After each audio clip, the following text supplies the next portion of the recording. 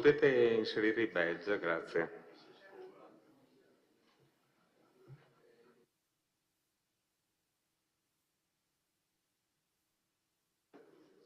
Consigliere Bagliana, consigliere De Antoni, consigliere Parrella.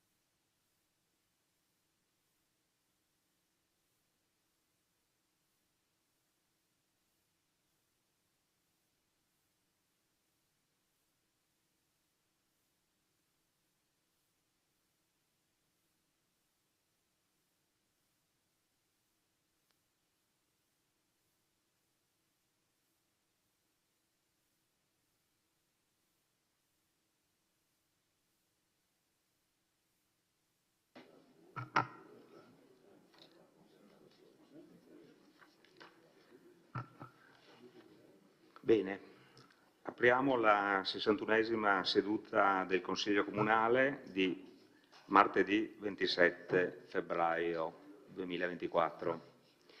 La seduta è aperta al pubblico ed è visibile sulla tenda TV, all'indirizzo internet e su tutte le web TV. Passo la parola al segretario per l'appello.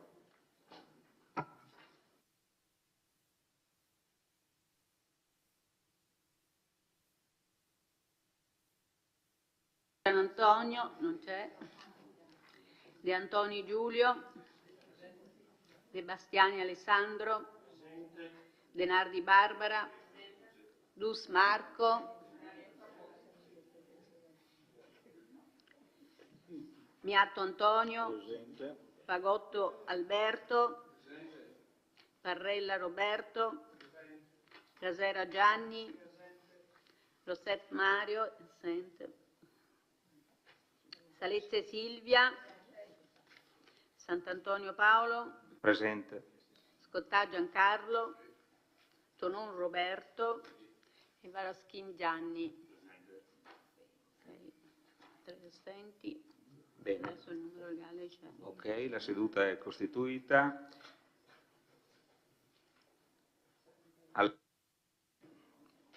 Nominiamo gli scrutatori. Pagotto, Alberto, va bene, grazie. Rasera, va bene, grazie. E De Bastiani, va bene, grazie. Passiamo ora alle comunicazioni. Ci sono comunicazioni, Sindaco, prego. Buonasera. Allora, cominciamo con la prima comunicazione, una simpatica notizia che è arrivata dal mio assessore allo sport. Ai mondiali di Doha abbiamo un vittoriese, Fabio Spinadin, che è mondiale sui 100 rana, categoria master, quindi un altro all'oro che arriva nella nostra città. Poi comunico a voi consiglieri, ma comunque specialmente al consigliere De Antoni, che aveva introdotto il discorso una sera in uno dei consigli scorsi della proroga eventuale per la realizzazione del sottopasso, che avevo anticipato, che erano colloqui in corso, che avevamo avuto delle garanzie, queste sono arrivate scritte, quindi siamo a posto lì. Poi Sì, anche tutto il 25, ma il nostro cronoprogramma termina anche prima. Ultima comunicazione, a giorni faremo una conferenza stampa relativamente all'operazione teatro, conclusiva del percorso. Perché dico conclusiva? Perché il mutuo che abbiamo contratto quindicinale per andare a coprire quel 1,5 milioni, i nostri uffici erano riusciti a valutare anche la possibilità di aver ridotti o annullati gli interessi. In base ai conteggi che sono riusciti a fare, bravi, si poteva anche sperare che fossero abbonati,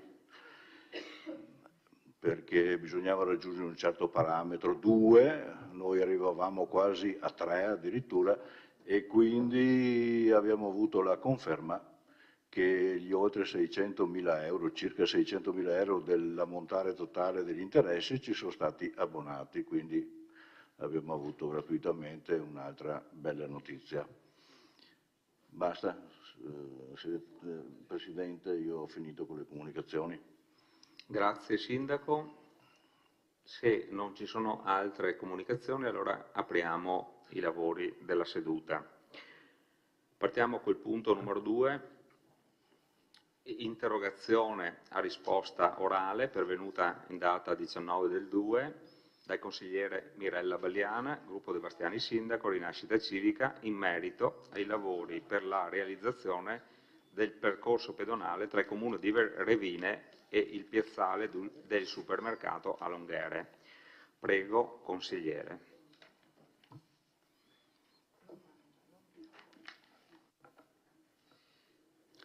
Grazie, buonasera a tutti.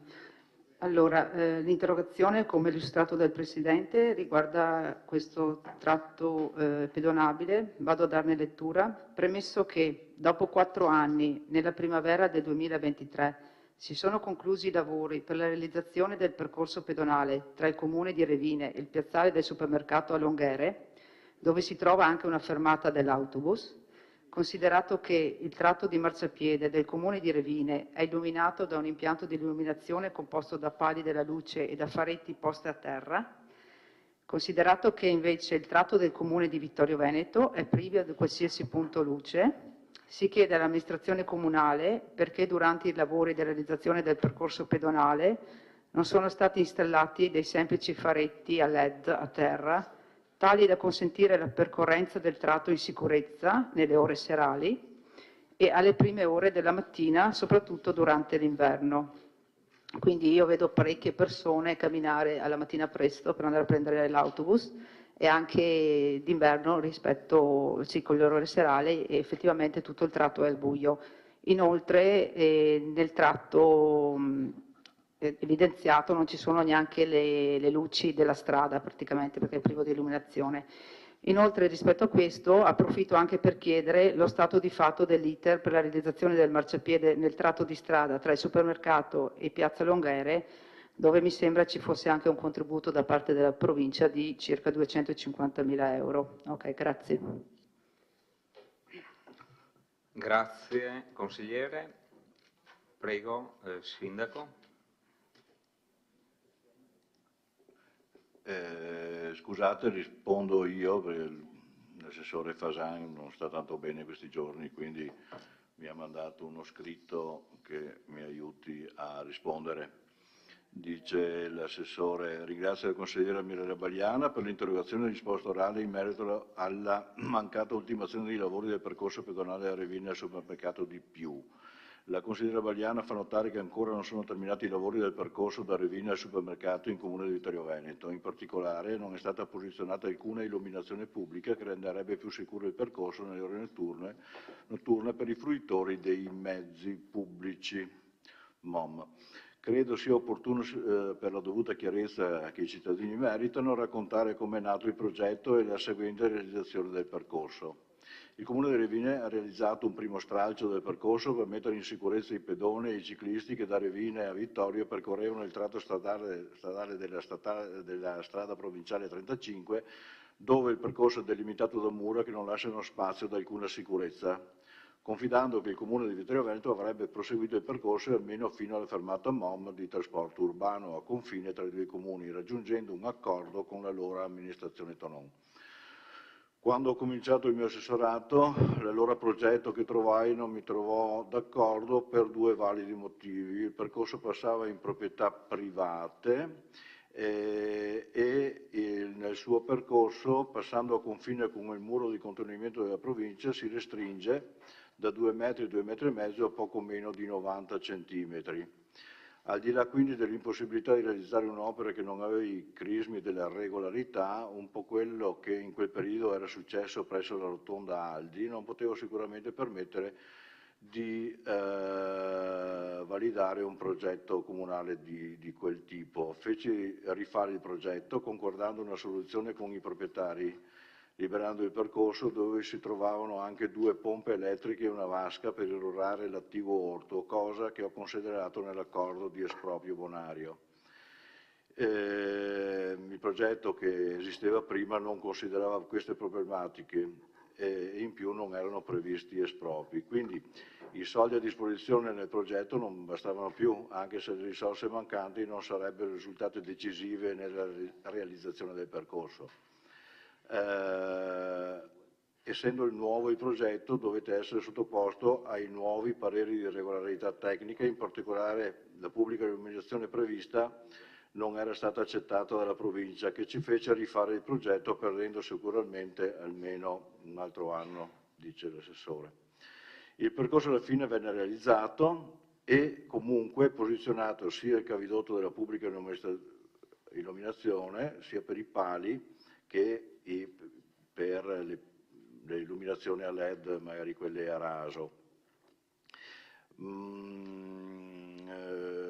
La cosa al momento manca è l'attraversamento della provinciale con il cavidotto per andare ad allacciarsi alla pubblica illuminazione sul lato vittoriese, una cosa semplice e nemmeno troppo onerosa. Per quale ragione non è stato portato a termine? Perché quel primo finanziamento è stato esaurito. Mi pare, ma non ne sono sicuro, consigliere, che anche i pali siano stati acquisiti. Si tratta di finirlo appena possibile, si finirà. Relativamente all'ultimo punto, l'iter della quel marciapiede là, che sembrava cosa anche relativamente facile, invece facile non è, per più motivi. Il primo per la ristrettezza che fisicamente lei conosce il tratto di strada e quindi i nostri uffici stanno anche pensando se valga la pena di percorrere l'idea iniziale di mettere della terra armata oppure dover fare addirittura dello sbalzo. Non solo, ma poi quando si dovesse arrivare di fronte al supermercato lì è pericoloso passarlo, quindi senza pensare a soluzioni fantasmagoriche tipo sovrappassi o sottopassi, che conosciamo come si comporta la gente, poi attraverserebbe la strada così com'è, verrebbe da pensare di prolungarla fino a via Col di Spina, dove abbiamo messo il freno là per le biciclette sulla strada, sul percorso che diceva prima, però comunque è una nascondere la testa sotto la sabbia perché nessuno farebbe tutto quel percorso là per rientrare, quindi è un problema di trovare una soluzione sicura, perché se dobbiamo spendere anche soldi per non trovare la sicurezza, al momento siamo un po' fermi là.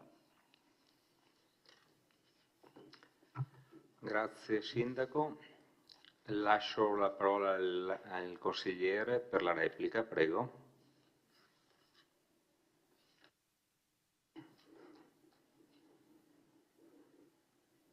Sì, grazie. Allora mando i ringraziamenti all'assessore Fasan per la cortese risposta. La considerazione che faccio è che quel tratto pedonale è costato all'incirca 150.000 euro e secondo il mio punto di vista andava conclusa l'opera, nel senso andava conclusa come si deve, mettendo a terra dei faretti. Al di là dei pali della luce bastano dei semplici faretti, che adesso ce ne sono anche a ricarica energetica solare, e quindi voglio dire i costi non sarebbero tanti, magari provvisoriamente. Quindi la cosa che mi sento dire è che anche quest'opera non è conclusa, è fatta quasi non a metà, ma insomma manca di una conclusione corretta e insomma con un po' più di qualche migliaia di euro in più magari andava sistemata. E l'altra cosa invece, per quanto riguarda l'altra opera, il marciapiede, allora capisco benissimo l'importanza del progetto e l'impatto che non è semplice, però proprio per questo ho fatto la richiesta di delucidazioni, perché se fosse qua l'assessore Fasani glielo direi, però, perché è inutile da 2 anni a questa parte promettere di realizzare un'opera che aveva le sue problematiche ben precise viste prima e dire che sarebbe stata realizzata in 1 anno o 2 con i finanziamenti della provincia, cosa che non è assolutamente possibile perché l'ha detto lei sindaco, ha necessità di essere ben ponderata e di vedere le verifiche, quindi a questo punto prendo atto della situazione, però se ci fosse, ripeto, l'assessore Fasan, dico che le promesse che ha fatto non sono assolutamente state mantenute e sapeva benissimo che non sarebbero state mantenute. Ecco, grazie. Grazie, consigliere Vagliana. Bene, passiamo alla seconda interrogazione. Bene, interrogazione a risposta orale pervenuta in data 20 del 2 dal consigliere Alessandro De Bastiani, gruppo De Bastiani Sindaco Rinascita Civica, ad oggetto riapertura all'accesso al sentiero numero 1043 da via Piai a Serravalle. Lascio la parola al consigliere per l'illustrazione della interrogazione. Prego, consigliere. Grazie, buonasera a tutti.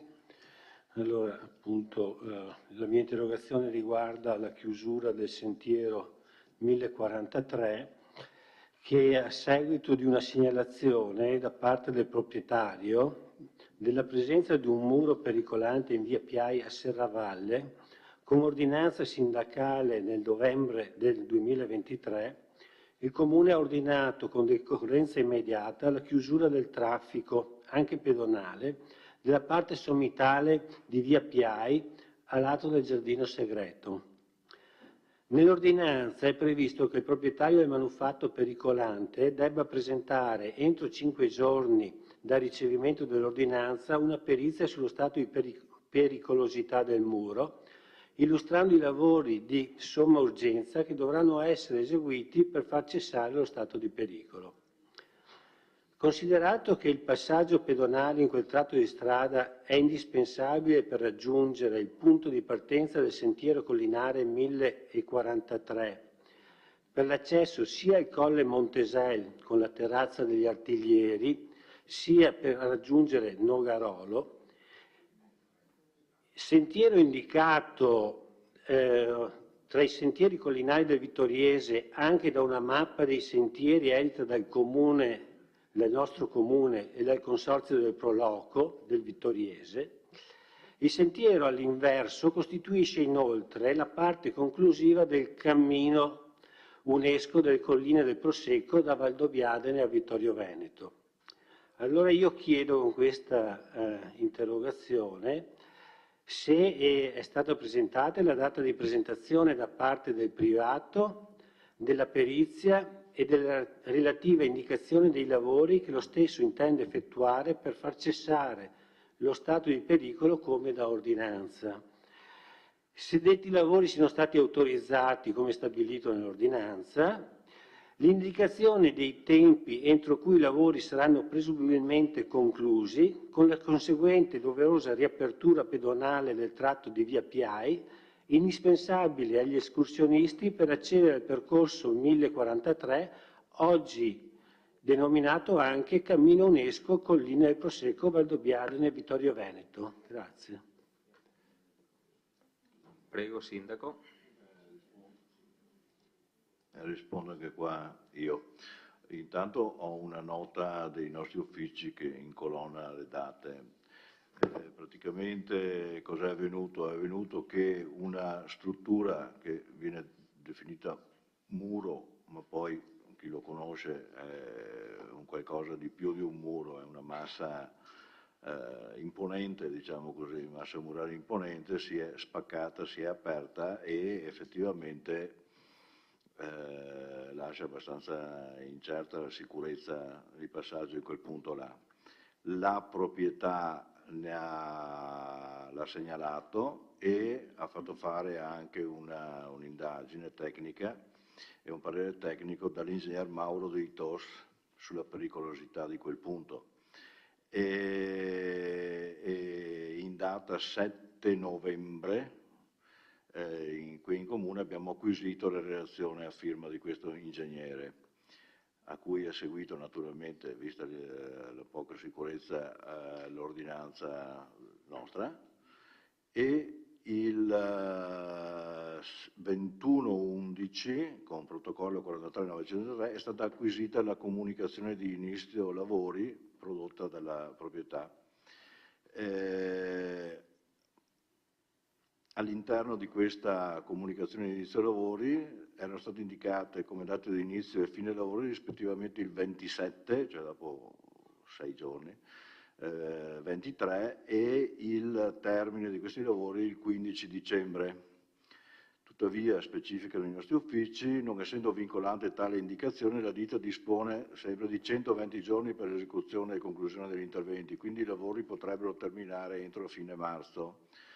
Ad oggi non è pervenuta comunicazione di fine lavori. Di fatto, sono andato anch'io di persona a controllare, i lavori sono stati fatti, praticamente sono stati tesi di cavi di acciaio da dei punti che sono stati scavati nella massa stessa del muro, che tendono a contenere questa massa che pende con una sicurezza relativa, per cui abbiamo indagato una possibile alternativa, è stata trovata grazie anche all'apporto del proprietario stesso, il quale si è reso disponibile, visto che un percorso alternativo era possibile nella sua stessa proprietà, a finire su una scalinata di proprietà del comune, quindi con un rapporto a 2 che è più facile da gestire.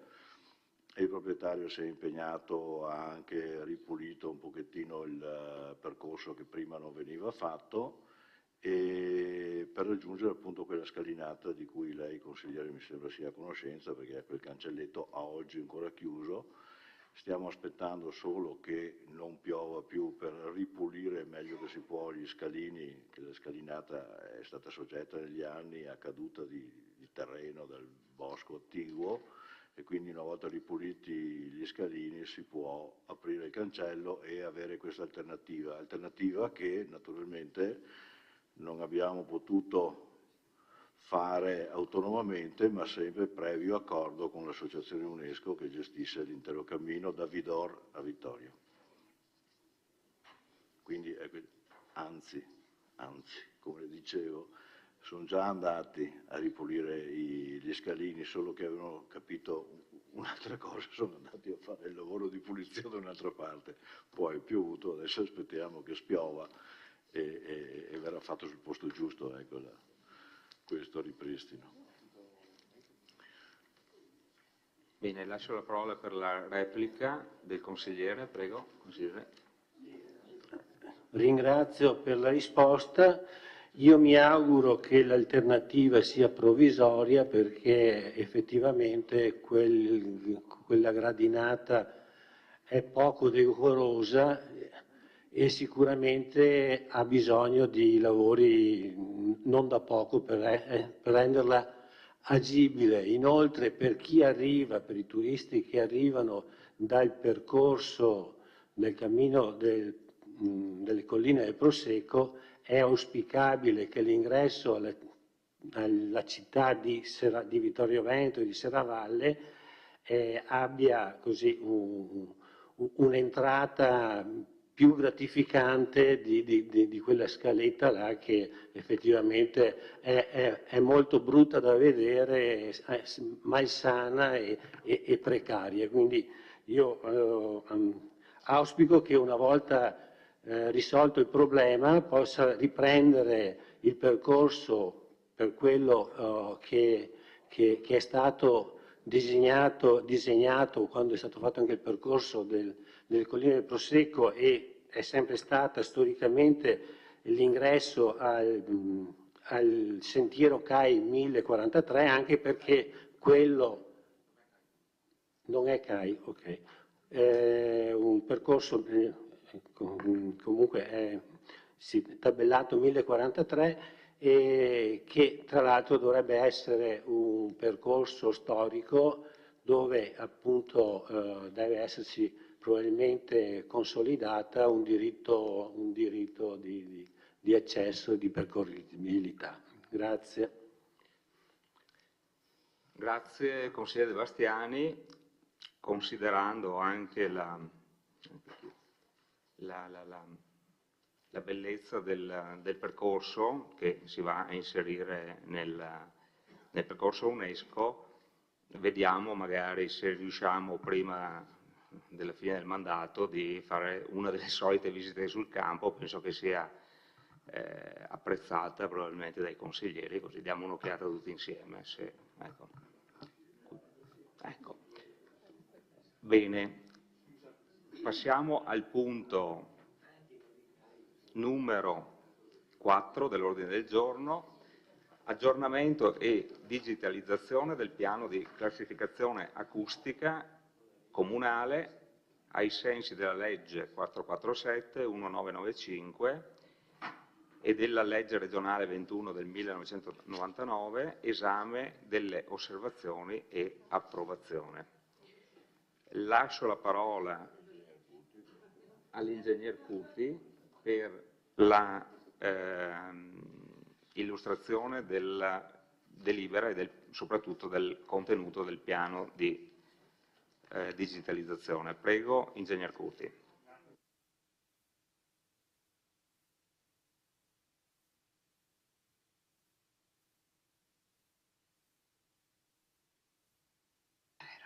Buonasera a tutti, chiedo scusa solo un attimo che avviamo la proiezione. Due ingressi. 3.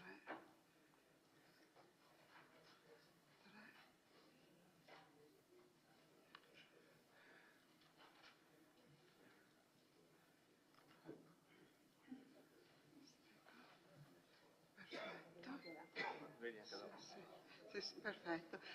Buonasera, questa sera portiamo quindi in approvazione il piano acustico, piano che abbiamo adottato lo scorso mese di settembre con delibera numero 42 del 5 settembre. Successivamente all'adozione, poiché in Consiglio Comunale erano emerse tutta una serie di errori, abbiamo dato mandato al professionista di sistemare il piano e quindi il 25 settembre lo abbiamo pubblicato per 30 giorni. Nei 30 giorni successivi sono pervenute 3 osservazioni, che sono quelle che andiamo ad esaminare questa sera per poi procedere con l'approvazione.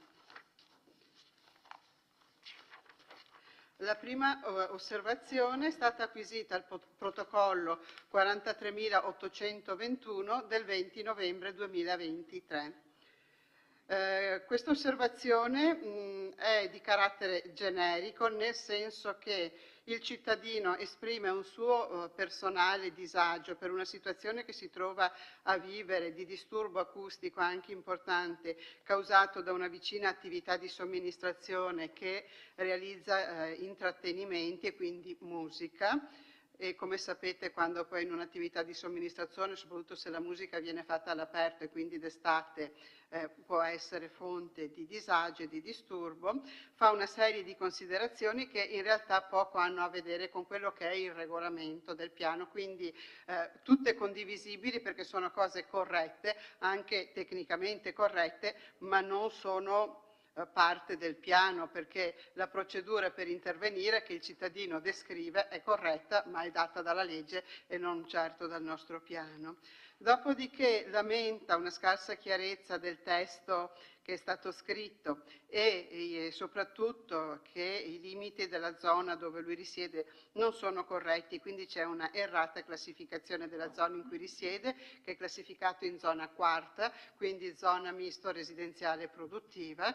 Il professionista spiega che la scelta della zona quarta è dettata dal fatto proprio che sono presenti molte attività, soprattutto di somministrazione commerciali. e quindi si ritiene che l'osservazione per la parte in cui appunto viene chiesto di modificare la zonizzazione non sia accoglibile, per il resto non è pertinente, nel senso che è condivisibile quello che è scritto, ma non rientra in quelle che dovrebbero essere le osservazioni al piano. La seconda osservazione, che vediamo invece qui proiettata, è stata acquisita al protocollo 44.572 del 24 novembre, e un gruppo di cittadini residenti tra via Menarè e via Roverè chiede di modificare la classe di dove sono le loro residenze da quinta a quarta. Parliamo di questa zona, quelle che vedete sono tutte residenze, all'intorno invece è tutta zona produttiva.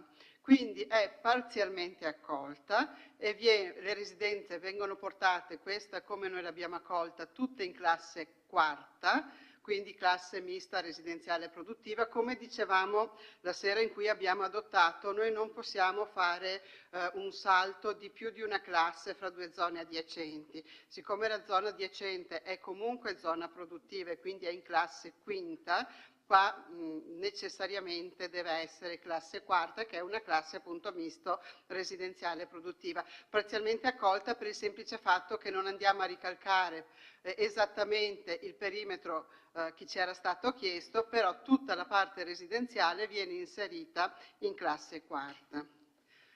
L'ultima osservazione è l'osservazione protocollo 44.527 del 23 novembre e l'ha presentata all'ufficio dopo aver esaminato attentamente tutti gli elaborati, ha riscontrato una serie di inesattezze e imperfezioni che andiamo molto velocemente a scorrere.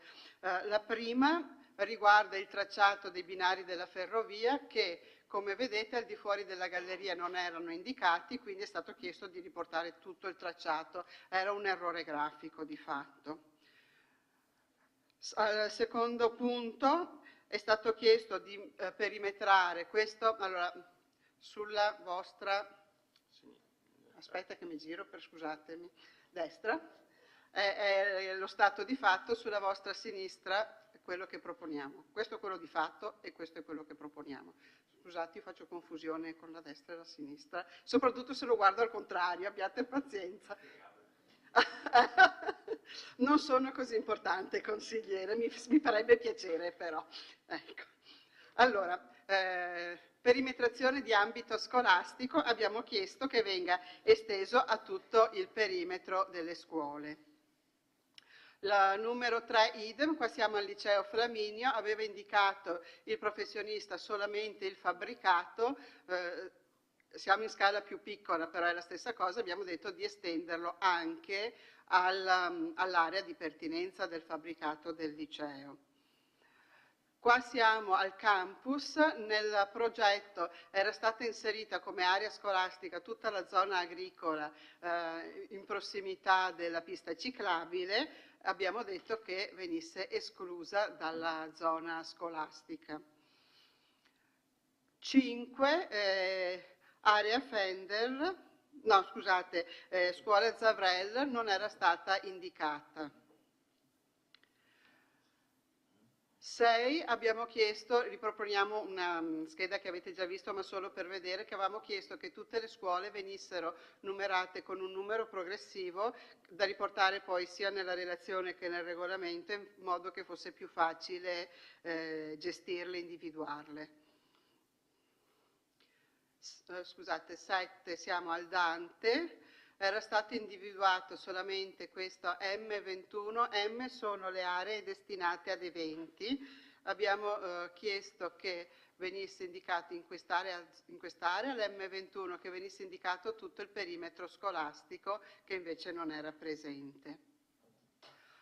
8 siamo all'area Fender, abbiamo chiesto di modificare il perimetro della zona per eventi, comprendendo anche i fabbricati e la parte adiacente davanti del parco. Sull'aerocampo forse non si vede perché è in piccolo, era sbagliato il numero, era scritto M29, doveva essere scritto M28.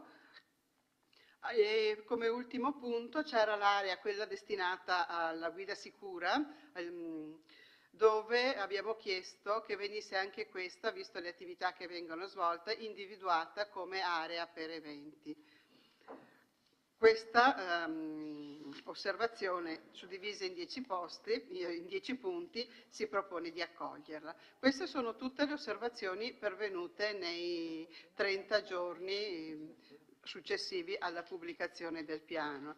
Quindi quello che si chiede questa sera al Consiglio è di esprimersi sulle 3 osservazioni e poi successivamente quindi respinta, approvata, parzialmente accolta come sempre, e poi di passare all'approvazione del piano di cui avevamo già discusso la volta precedente. Grazie. Bene, grazie ingegnere. Adesso per tornare. Apriamo ora la discussione.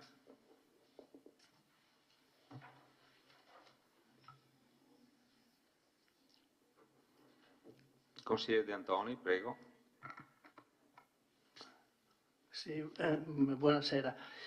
Sì, in quella riunione del 5 settembre, se ricordate, eravamo un po' imbarazzati di fronte a tutti quegli errori anche solamente formali che il documento conteneva, e così c'erano due professionisti giovani che presentavano l'elaborato in assenza del titolare dello studio, e quindi insomma abbiamo lasciato anche, credo tutti d'accordo, lasciato passare senza criticare troppo quell'elaborato che era assolutamente insufficiente dal punto di vista tecnico, insomma.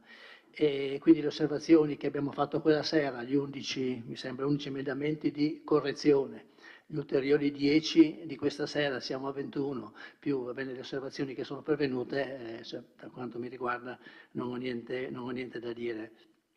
Volevo solo, avevo chiesto anche in commissione all'ingegnere se aveva potuto verificare, perché mi sembrava di ricordare che durante il dibattito di quel 5 settembre avessimo chiesto di prevedere una sorta di moratoria, non so, un periodo in cui, diciamo, o rispetto al nuovo regolamento si poteva andare via un po' più leggeri nelle eventuali, diciamo, sanzioni, se sono previste sanzioni, o comunque dopo 6 mesi di poter rivedere questo regolamento alla luce anche dell'esperienza che c'è stata, perché onestamente di fronte anche agli errori, insomma, che sono venuti fuori quella sera, l'approfondimento da parte, mi sembra, di tutti sia stato abbastanza leggero, stante anche la complessità del documento e i tanti elaborati da esaminare. Anche il sindaco mi ricordo che appunto aveva scritto su questo argomento: la nostra valutazione può essere problematica, però qui c'era il secondo passaggio che volevo ricordare al sindaco, ma avevamo chiesto di rinviare l'argomento. Allora lei dice: sì, l'accordo è un po' difficile, mi rendo conto, però dobbiamo approvarla assolutamente, perché poi c'è questo termine del 31 dicembre che poi alla fine non abbiamo rispettato, per la verità. Però ecco, qualche volta anche venire incontro alle esigenze dei consiglieri, che poi erano condivise anche da lei, sindaco, sì, ma insomma dispiace che ci sia sempre questa risposta negativa. Di fatto il termine non abbiamo approvato come da sua richiesta, o comunque noi forse ci siamo astenuti, non mi ricordo, il documento. Alla fine siamo andati oltre il 31 dicembre, però insomma potevamo forse anche approfondire, ecco, o rinviare questa approvazione. Io chiedo quindi, se è possibile, inserire nel deliberato, se tutti sono d'accordo, una sorta di rinvio per un approfondimento e revisione dopo 6 mesi, quello che dica il segretario come possiamo fare, ma c'è un impegno, visto anche che un po' poi anche le amministrazioni stanno tra 6 mesi e non sappiamo chi c'è qua, e quindi proporre insomma al Consiglio Comunale di rivedere entro 6 mesi o 9 mesi o quanto volete questo documento alla luce dell'esperienza della prima applicazione. Mi sembra che è una cosa simile a quella che era stata proposta anche nel regolamento per la polizia urbana, e qui mi richiamo all'intervento dell'assessore Antiga, anche per verificare se poi la cosa è stata effettivamente fatta per il regolamento di polizia urbana. Scusate. Devo solo precisare che era stata accettata la proposta di rivedere il regolamento di polizia urbana, ma senza modificare il testo. Io appunto sono andato a cercare il testo e non ho trovato nessuna, quindi se vogliamo che poi questi termini vengano rispettati, perché quello non è stato rispettato, bisogna scriverlo sulla delibera, insomma, ecco, quindi questa volta lo scriviamo. Quella volta l'assessore diceva che chiedeva se era possibile, consigliere Tonon, che facesse quell'emendamento che ho tanto apprezzato, sentito il comandante, di fare il rodaggio, l'abbiamo chiamato. Il rodaggio di 6 mesi anche in questo regolamento. Se lo fa, bene, altrimenti lo faccio io, dice lei, perché trovo interessante la cosa. Allora, approfittiamo, se possibile, delle due cose. Uno, per fare appena possibile, quando riterrete, un approfondimento dei 6 mesi trascorsi per il regolamento di polizia urbana, e mettiamo nella delibera che insomma, si impegna l'amministrazione a portare entro 6-9 mesi l'esame di questo documento per un approfondimento alla luce delle esperienze che ci sono state in questo primo periodo.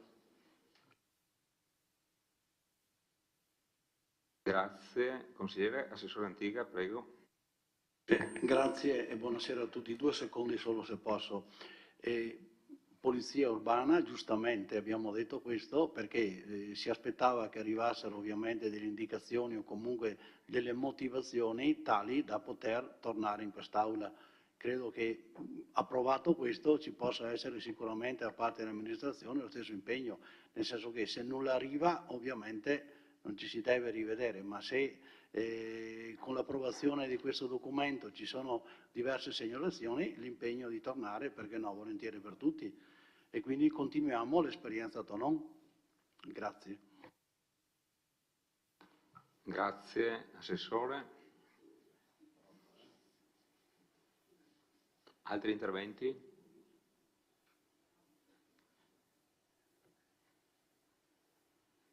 Non vedo interventi.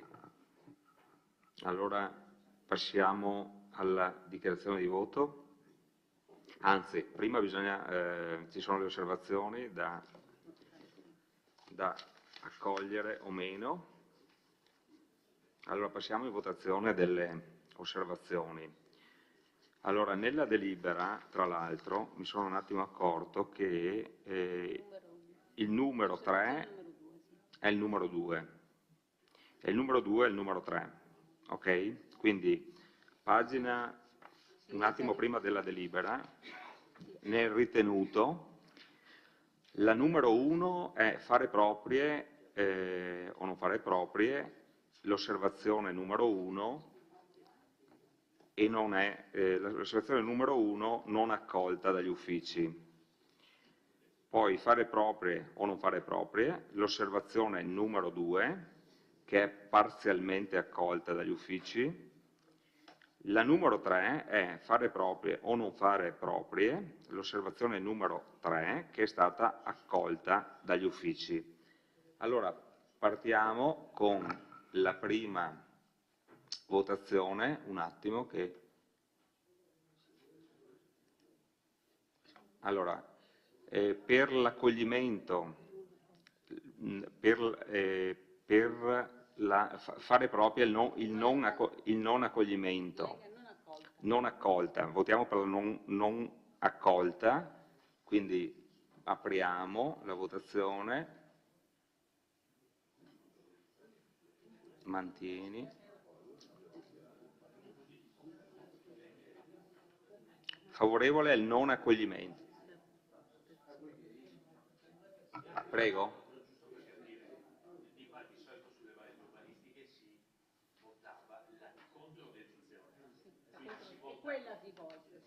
Si vota sì alla proposta dell'ufficio. Sì. Ecco, bon. Allora, giusta osservazione, si vota favorevolmente o contrario alla proposta dell'ufficio, che nel caso della numero 1 è il non accoglimento. Quindi chi vota a favore vota il voto la proposta dell'ufficio. Quindi favorevoli alla osservazione numero 1, alla controdeduzione, votate.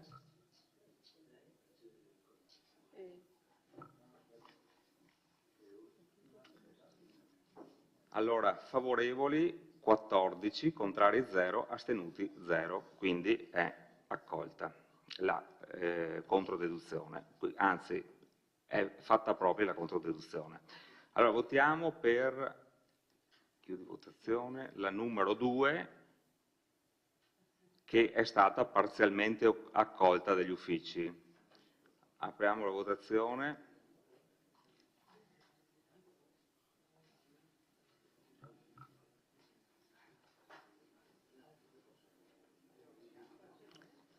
Tutti favorevoli. Favorevoli 14, contrari 0, astenuti 0.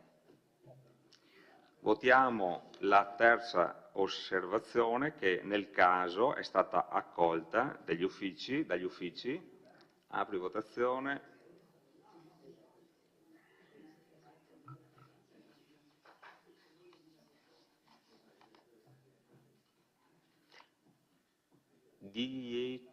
Non espresso, dunque, consigliere Bagliana, ok, perfetto. Favorevoli 14, contrari 0, astenuti 0. Quindi è stata fatta propria, accolta. Ora votiamo per, scusate, per la proposta di delibera, anzi, dichiarazione di voto, c'è qualche dichiarazione di voto?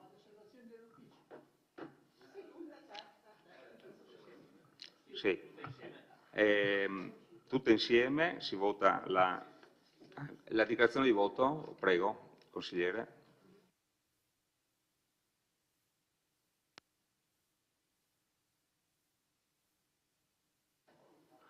Prego. Prima di votare volevo capire se la mia proposta di rodaggio di 6 mesi è stata accolta o meno, perché se viene accolta la riportiamo in delibera, se non viene accolta non viene accolta e quindi ci rimandiamo ad eventuali osservazioni, ma era un tentativo di approfondimento che secondo me è necessario stante la complessità di questo piano. Quindi io chiedevo di scrivere sulla delibera, di riservarsi o di impegnare l'amministrazione entro 9 mesi a riportare il documento in Consiglio per eventuali modifiche o integrazioni resi se necessarie nel primo periodo di attuazione del regolamento.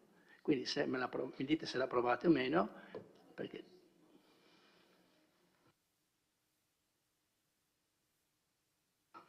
Allora ricordo che la volta scorsa, questo sarebbe un emendamento, la volta scorsa è stato recepito dall'assessore, se vogliamo fare allo stesso modo sarebbe più semplice.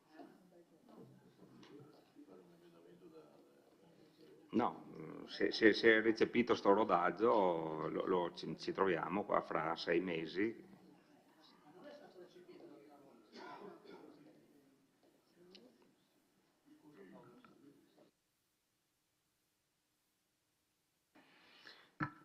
Consigliere, come il canone unico patrimoniale, che abbiamo fatto il regolamento nuovo, poi l'abbiamo riportato in Consiglio in accordo senza scrivere in delibera, però è stato portato per ben 2 volte per le modifiche che sono avvenute dai 6, 7, 8 mesi. Quindi adesso vedete cosa fare, però voglio dire, quando facciamo un regolamento senz'altro ci sono delle modifiche da apportare perché e con un piano così importante e senz'altro verranno apportate anche per il regolamento acustico, quindi adesso se dobbiamo formalizzarlo o meno non lo so, decidete, però senz'altro torna dopo 1 anno, tornerà sicuramente in Consiglio, è bisogno, sì, è una necessità.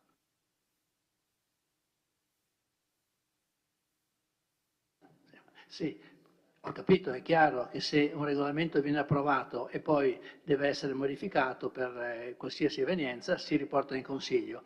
Qui la richiesta che io facevo era di ritornare comunque in Consiglio per capire alla luce delle esperienze che ognuno di noi ha fatto e che poi non ha magari scritto formalmente all'amministrazione, alla luce di quanto è emerso delle persone che magari hanno protestato o che hanno suggerito qualche cosa, sarà il caso di riesaminarlo, perché il documento era particolarmente complesso, è stato riconosciuto, come dicevo, anche dal sindaco, che diceva si fa fatica a capire tutto, la cosa quella sera è stata presentata in maniera un po' dilettantesca, se posso dire una parola, cioè di questi giovani, non erano tanto preparati a darci tutte le risposte e allora per questo chiedevo di portarlo formalmente. Se dite che non si può portare, aspettiamo che arrivino delle segnalazioni, vabbè, avete deciso di fare così, mi adeguo, però non mi sembrava che fosse una richiesta così peregrina, insomma, così difficile da accogliere. Se tra 9 mesi, 6 mesi o quando volete non arrivano nessuna osservazione e nessuno di noi ha niente da dire, la chiudiamo lì, è finita. Però perlomeno ricordiamo a tutti che c'è questa necessità di approfondire un tema che non è stato possibile approfondire opportunamente a causa di una serie di piccoli inconvenienti che ci sono stati quella sera.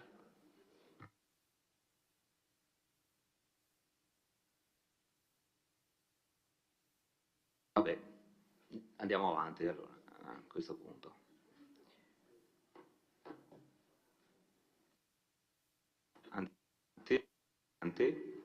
Consigliere Bagliana, prego. Grazie. Chiedo scusa, ma a me è sfuggita una cosa quando parlavamo dell'aviocampo, ingegnere. Non ho capito bene la trasformazione che è stata fatta, la sistemazione. No, sollevo la questione dell'aviocampo perché vorrei ricordare ai cittadini, insomma, che là, da quello che ho capito, si potrà fare eventualmente dei concerti, quindi sarà prevista come area anche concerti, no? E avevamo detto, ma lo dico giusto per ricordarcelo, insomma, che la zona è vicina alla zona residenziale di Via del Campardo e quindi ribadiamo la nostra osservazione che abbiamo fatto la scorsa volta che ci sembra, no, non 2 o 3 case, sono parecchie case anche, non sono 2 o 3 case, assessore Posoco, sono parecchie famiglie con parecchi bambini e poi c'è tutta la zona di sotto di Colle, la zona, ecco.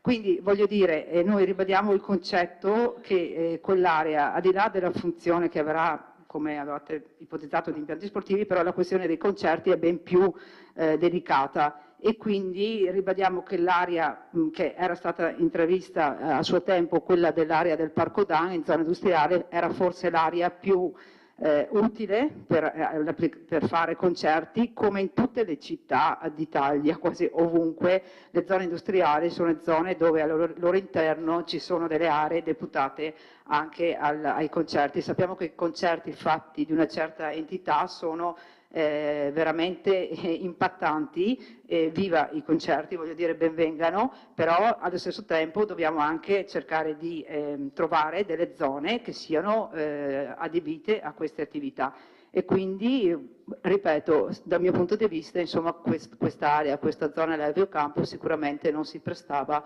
a questa tipologia di eventi, non si presta a questa tipologia di eventi. Grazie consigliere. Andiamo in dichiarazione di voto. Dichiarazione di voto. Non ci sono dichiarazioni di voto. Passiamo in votazione. Allora.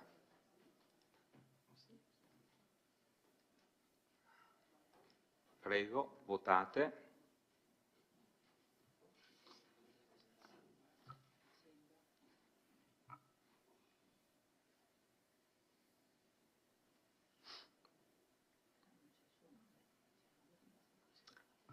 Allora, la delibera è approvata con favorevoli 9, contrari 5, astenuti 0.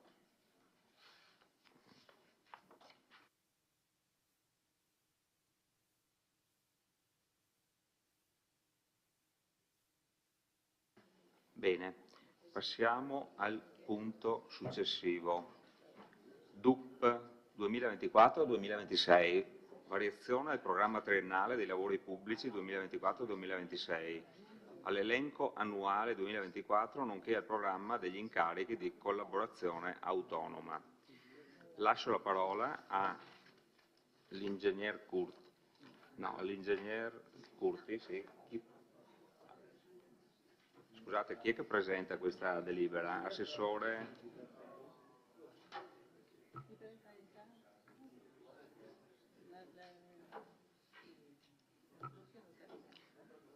Assessore Posocco, vice sindaco, prego, per l'illustrazione della proposta di delibera. Sì, grazie Presidente. Rapidamente poi passo la parola al Dottor Sari eventualmente per la variazione dei lavori pubblici all'Ingegner Curti. Allora, in questa variazione del programma, in questa delibera proponiamo la variazione del programma, al programma triennale dei lavori pubblici con l'inserimento del nuovo intervento denominato interventi di messa in sicurezza del territorio collinare a nord-est di Vittorio Veneto, per un importo complessivo di 750.000 euro, finanziato da contributo regionale per 374.000, mentre la parte rimanente, che sono 376.000, finanziato da Piave Servizi.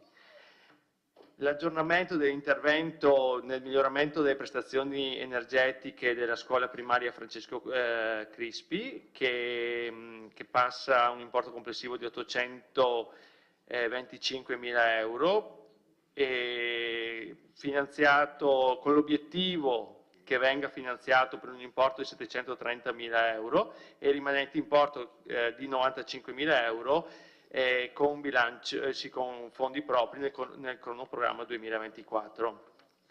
E viene anche aggiornato il programma degli incarichi di collaborazione autonoma. Adesso siamo qui per le domande e per le delucidazioni. Grazie. Grazie Vice Sindaco. Apriamo la discussione, prego.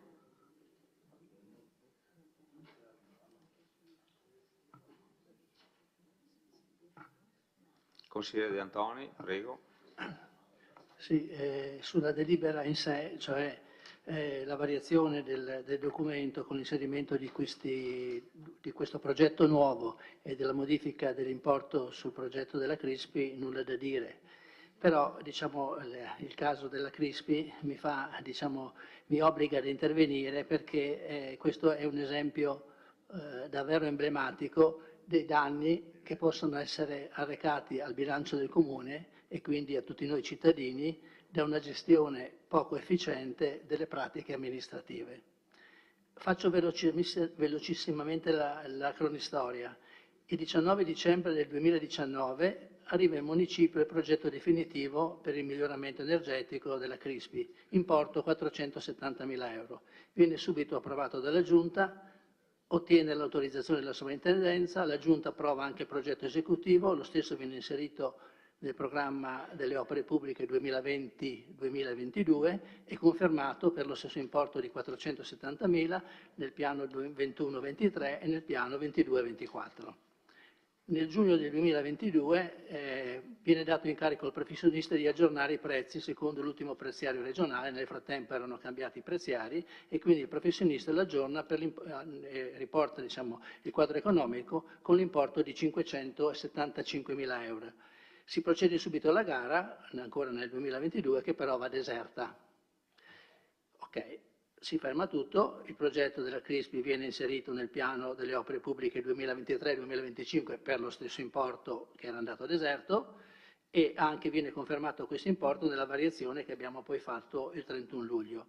Nel frattempo però a marzo viene pubblicato il nuovo preziario, ma l'importo del progetto non viene aggiornato. Finalmente, ai primi di febbraio di quest'anno, si dà incarico al tecnico di aggiornare il progetto secondo il preziario pubblicato un anno prima, perché quello del 2023-2024 non è ancora uscito, e si inserisce con l'atto oggi in esame per l'importo di 825.000, per il quale si chiederà il finanziamento come già anticipato l'assessore. Quindi siamo passati da 470.000 euro del fine 2019 a 825 euro di oggi.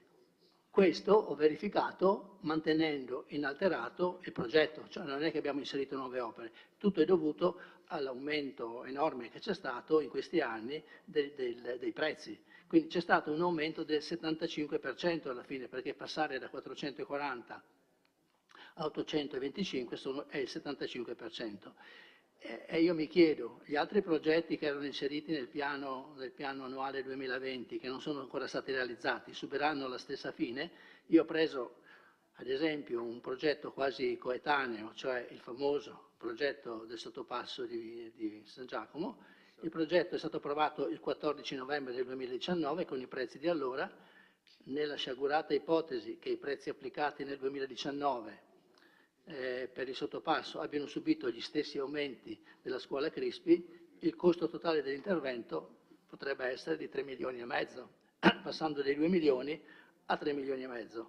Le risorse in qualche modo le troverete, ma nel frattempo quanti lavori potevano essere portati a compimento con l'importo di quel 1,5 milioni di euro che è ancora fermo per questo benedetto sottopasso, e non mi riferisco solo alla Crispi che poteva essere realizzata ancora nel 2021 o 2022, ma anche alle piscine, al palazzetto, tutti gli altri interventi riproposti per l'ennesima volta nel piano delle opere pubbliche. È un discorso, credo, che debba essere fatto perché è un problema che si è allargato molto in quest'ultimo tempo. Non è causa del comune o del sindaco se c'è stato questo aumento abnorme, però un'azione più incisiva, ad esempio togliere qualche lavoro, come è stato fatto d'altra parte per i 2 progetti del PNRR, Caserma Gotti e Valla Pisina.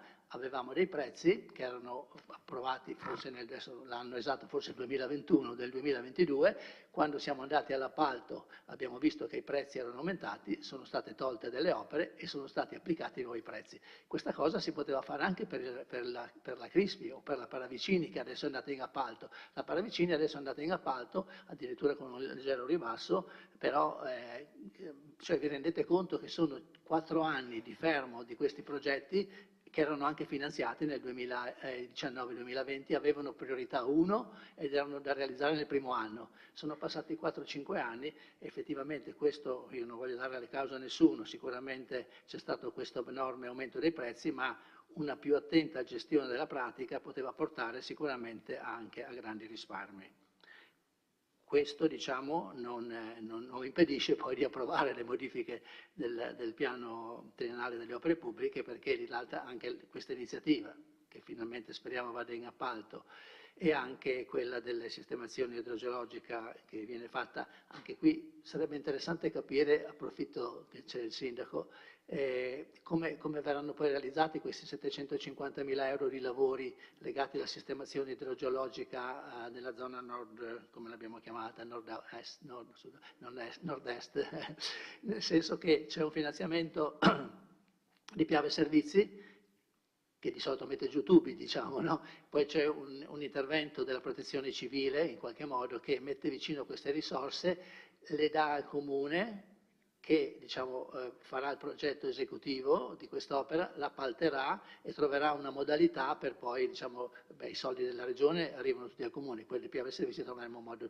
È una bella cosa, ecco, aver realizzato quest'opera, sì, prevedere la realizzazione di quest'opera. Mi auguro che anche la convenzione venga gestita bene per evitare, perché mettere assieme Piave Servizi con la protezione civile, con il comune, non sarà così facile, ma bisognerà studiare bene la cosa, insomma. Grazie, consigliere. Altri interventi?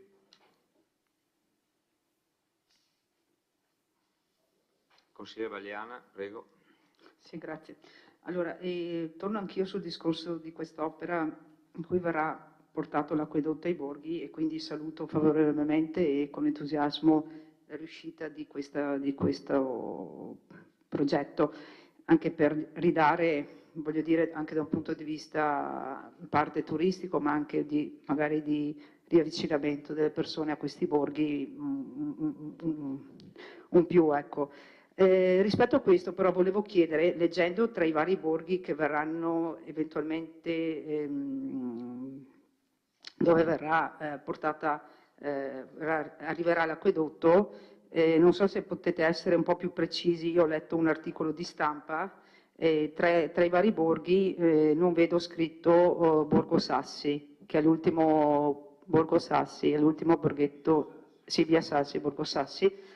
E volevo chiedere, questo è all'esterno di questo progetto e perché eventualmente, e se non ritenete opportuno, visto che è vicinissimo a dove arriveranno gli altri, sono circa 250 metri rispetto all'ultimo borgo dove arriverà l'acquedotto, quindi se non è il caso di verificare se è possibile portare l'acquedotto, l'acqua anche a Borgo Sassi. Grazie. Grazie, consigliere.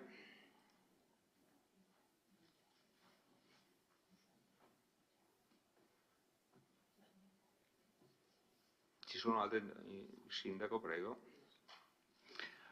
Allora rispondo al consigliere De Antoni, c'è poco da rispondere, consigliere, qua effettivamente i tempi si sono prolungati, adesso abbiamo qua il nostro dirigente, l'ingegner Curti, che può entrare più nello specifico, non dobbiamo dimenticare che tra le problematiche che abbiamo vissuto c'è stato il ricambio di personale, con personale bravissimo, giovane, con poca esperienza rispetto a chi se n'è andato. Abbiamo sopportato un personale presente al 50% col Covid e con tutte quelle difficoltà là.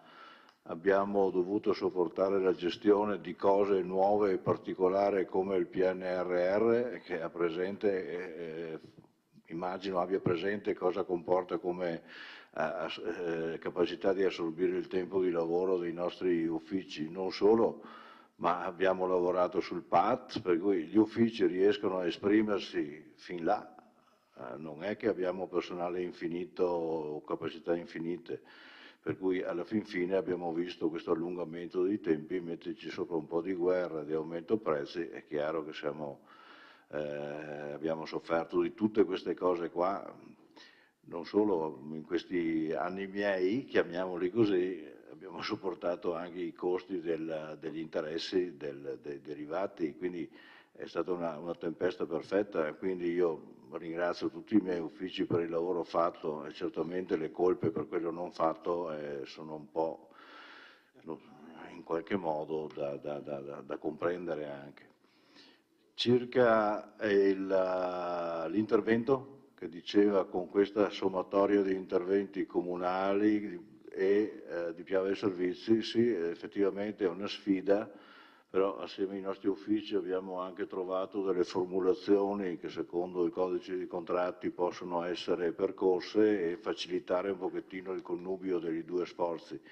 Perché Piave Servizi, anche Piave Servizi non ha risorse infinite, economiche infinite, e sono molti anni che sa dei problemi dei nostri borghi, sa che è l'acqua dei sassi che viene giù per via dei sassi.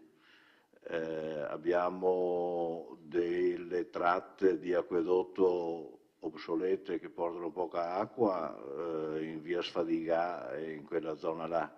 E quindi era molto che Piave Servizi pensava di sostituire l'acqua dei COP, no? Viene chiamata così, che un po' nutre via dei Sassi, che un po' nutre la tratta fino a Sant'Augusta, fino a Naronchie, esattamente, con fatica, perché se va da riva in su, quindi è un pochettino difficoltoso. Il fatto di poter sommare l'intervento così ambientale nostro sui corsi d'acqua che ormai sono scomparsi, sono coperti da vegetazione, tutto quel miglioramento là con il loro intervento ottimizza e si riesce a fare 1 più 1 fa 3, ecco, diciamo così, l'intendimento è quello. Ci siamo arrivati a quel finanziamento là, naturalmente subito d'accordo con Piave Servizi per poter fare assieme le cose, speriamo che la cosa vada naturalmente a compimento. Sì, via dei Sassi, anche perché ho visto i percorsi pensati da Piave Servizi, non è una tratta diretta dal loro acquedotto che diciamo passa sotto l'osservatorio e che va via in orizzontale, no, scende seguendo la strada per Sfadigà per poi risalire.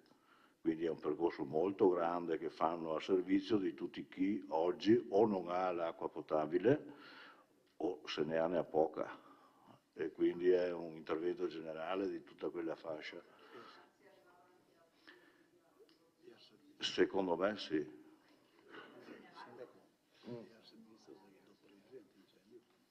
Ah sì, beh, quello fa parte, cioè l'acqua è previsto che non serva solo come acqua potabile, ma anche per riempire depositi che possono andare bene in caso di incendio boschivo.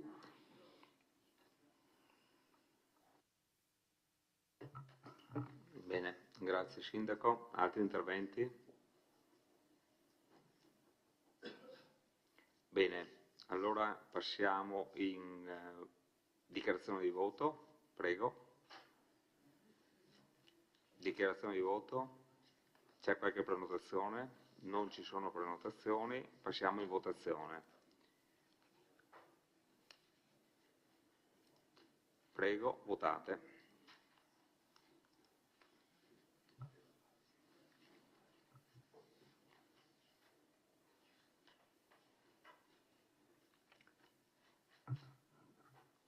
La delibera è approvata all'unanimità, favorevoli 14, contrari 0, astenuti 0. Passiamo in votazione per l'immediata eseguibilità.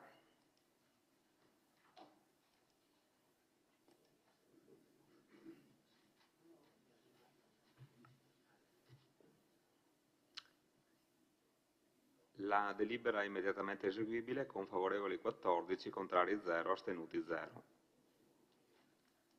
Passiamo al prossimo punto dell'ordine del giorno, ovvero bilancio di previsione 2024-2026 e allegati, variazione numero 1 di competenza del Consiglio Comunale. Lascio la parola all'assessore, al vice sindaco Posocco per l'illustrazione della delibera. Prego, vice sindaco. Grazie Presidente. Allora, si tratta della prima proposta di variazione e diciamo da tutti gli uffici sono arrivate tante richieste, come sempre, e come sapete, come vi abbiamo detto in sede di approvazione del bilancio di previsione, il 2024 è un anno in cui, specialmente per quel che riguarda la spesa corrente, dobbiamo fare molta attenzione. Come sapete abbiamo fortunatamente l'ultima rata dei derivati da sopportare, che è anche quella più impegnativa. Quindi in questa variazione abbiamo cercato di dare delle priorità, specialmente per quel che riguarda la spesa corrente, privilegiando degli interventi come le potature in città, privilegiando degli eventi importanti per la città come il concorso corale, che non avevamo ancora totalmente finanziato, ma che è un evento che mette Vittorio Veneto al centro di tutta Italia con questo importante concorso. Abbiamo anche finanziato un'altra bellissima manifestazione, che è il Festival Educhiamoci, che sta veramente diventando un qualcosa di veramente importante per tutta la città. E poi in parte capitale, poi adesso passo la parola al dottor Sarri e entreremo meglio in tutte le proposte di variazione. Grazie.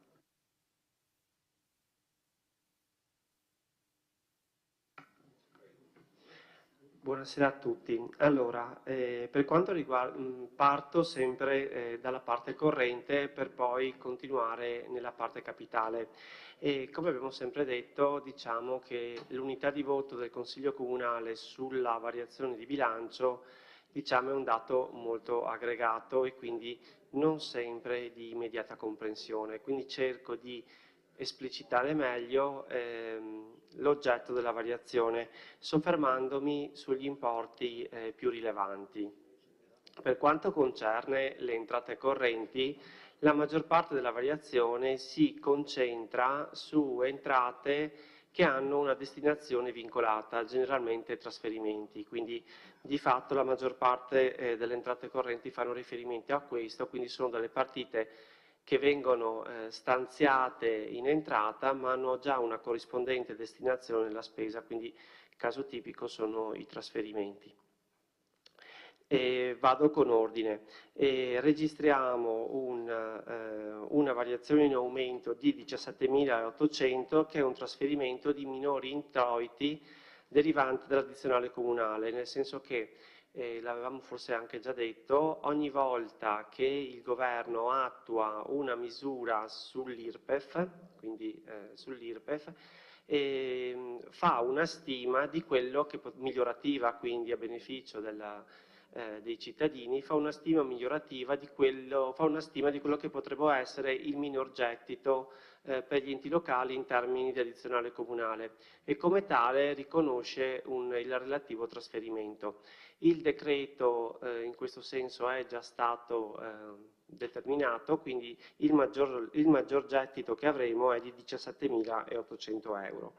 Avremo 15.000 euro in più per i contributi a sostegno dell'abitare, che però abbiamo detto è una partita vincolata. Avremo 20.000 euro in più per i contributi dallo Stato per la mensa degli insegnanti. Avremo 10.000 euro in più dei contributi da privati per il sostegno delle donne vittime della violenza. Avremo 20.000 euro, ma anche questa è una partita, diciamo, di entrata-spesa per i proventi di servizi obitoriali. Avremo 50.000 euro in più per i proventi di produzione degli impianti fotovoltaici e 20.000 euro in più per quanto riguarda gli introiti da danneggiamenti pubblici. E con questo si conclude le entrate correnti. La spesa invece corrente a oggetto, vengono praticamente stanziati sia le maggiori entrate che abbiamo registrato, quindi in parte corrente, ma anche vengono fatte degli aggiustamenti tra le varie missioni e programmi. Vi cito gli importi più rilevanti. Abbiamo la contropartita dei contributi al sostegno dell'abitare. Abbiamo dei servizi di ristorazione scolastica più 50.000 euro per un aumento dei pasti, abbiamo 16.000 euro in più per spese di centri estivi comunali, 20.000 euro in più per l'organizzazione del Festival dell'Educazione, 20.000 euro in più per contributi per attività culturali, 60.000 euro in più per il concorso nazionale corale. Dopodiché, su richiesta dei servizi tecnici, viene fatto tutta una serie di aggiustamenti sui capitoli, principalmente delle manutenzioni, per assestare invece i capitoli dell'energia. E infine vengono stanziati 45.000 euro per le spese di manutenzione del patrimonio arboreo e quindi le famose potature come prima menzionato.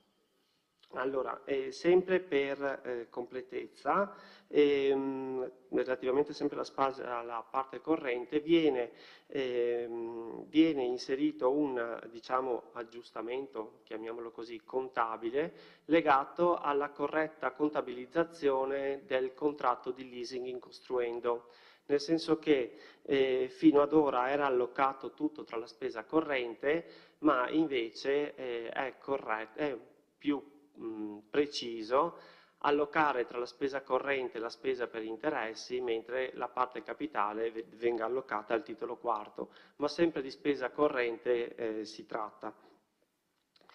Andando invece nella parte capitale, e quindi nella parte delle entrate, registriamo il maggior contributo regionale derivante dall'opera Crispi, quindi della scuola Crispi, di 280.000 euro. Poi registriamo separatamente i due contributi, quello regionale e quello di Piave Servizi, relativamente alla messa in sicurezza della zona al rischio idrogeologico al nord-ovest di Vittorio Veneto, nord-est, pardon, scusate. E abbiamo 60.000 euro in più di alienazione di beni patrimoniali, 18.000 euro di maggiori sanzioni edilizie amministrative. Abbiamo inoltre un contributo regionale di 30.000 euro per l'allestimento della sede IAT. Tra l'altro questo contributo è anche già incassato. Come vengono destinate? Allora, per quanto riguarda la spesa in conto capitale, viene aggiornata, diciamo, l'opera Crispi, viene inserita l'opera di 750.000 euro per la messa in sicurezza degli impianti, messa in sicurezza del territorio nord-est, vengono stanziati 70.000 euro per la riparazione, per la manutenzione straordinaria degli impianti fotovoltaici e a compensazione viene ridotta la spesa per la manutenzione straordinaria del teatro da ponte, Viene prevista 70.000 euro per la manutenzione straordinaria dell'ex aerocampo per uso sportivo, 50.000 euro per la manutenzione delle fontane cittadine e 30.000 euro per l'allestimento dell'ufficio IAT. Dando un occhio agli equilibri di bilancio, voi sapete che i proventi da alienazioni immobiliari, il 10% per legge deve essere destinato all'estinzione anticipata di mutui, quindi noi lo dicevamo in sede di approvazione del bilancio, in entrata lo stanziamento è pari al piano delle alienazioni, che per l'anno 2024 è circa anche un po' di più di 2 milioni di euro, quindi il 10% trova corrispondenza, finanzia diciamo la parte corrente, quindi il titolo quarto. In questa variazione 60.000 euro, vengono previsti 60.000 euro in più derivanti sempre da alienazioni, il 10%, quindi 6.000, va a finanziare sempre l'estinzione anticipata di mutui. E altra cosa, sempre in termini di equilibrio di bilancio che è citata in delibera, voi sapete che i proventi derivanti dalle concessioni edilizie e relative sanzioni finanziano sia manutenzione straordinaria, ma finanziano anche manutenzione ordinaria di opere di urbanizzazione primaria e secondaria, per cui una parte pari a 45.000 euro destinata alla manutenzione del patrimonio arboreo viene finanziata con diciamo, entrate in conto capitale, quindi con oneri di urbanizzazione. Non ho altro in termini di equilibrio di bilancio, insomma. Grazie. Grazie. Apriamo la discussione, prego. Consigliere De Antoni. Solo per una domanda al dottor Sarri. Non ho capito quei 280.000 euro per la Crispi. Sono quelli del possibile finanziamento con il bando regionale, che però il bando regionale cioè la richiesta che vogliamo fare per il bando regionale è di 750, ma perché mettiamo solo 280? Scusi. Sì, perché la scuola Crispi non è un'opera nuova, era già stata inserita in sede di bilancio per un importo di 4,75, se non ricordo male, di cui 125 con fondi propri. Quindi abbiamo incrementato solo la differenza, perché questo è un aggiornamento di un'opera già esistente, già prevista nell'elenco annuale dei lavori pubblici e nel bilancio. Quindi la variazione è stata inserita solo la differenza, insomma. Questa è la motivazione. Comunque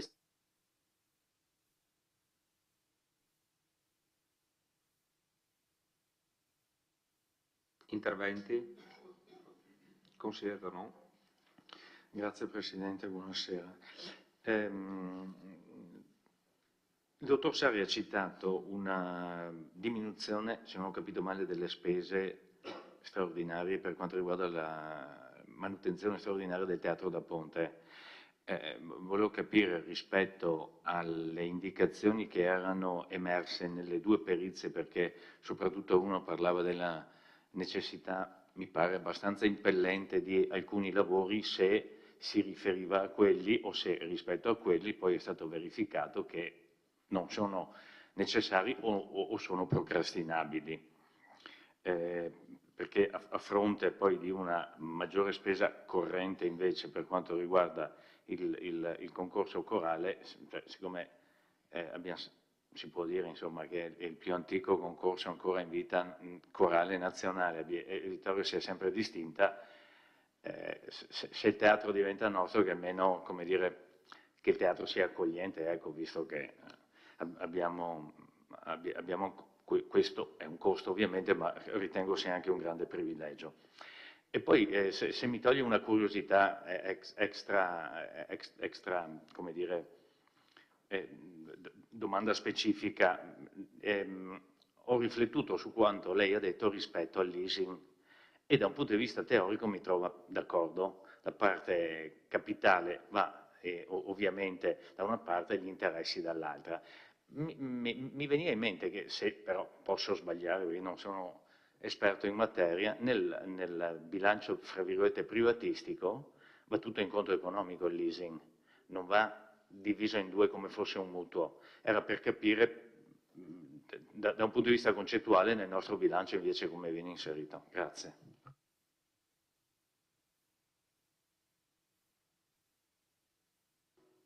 Allora, partiamo dal leasing. Allora, intanto,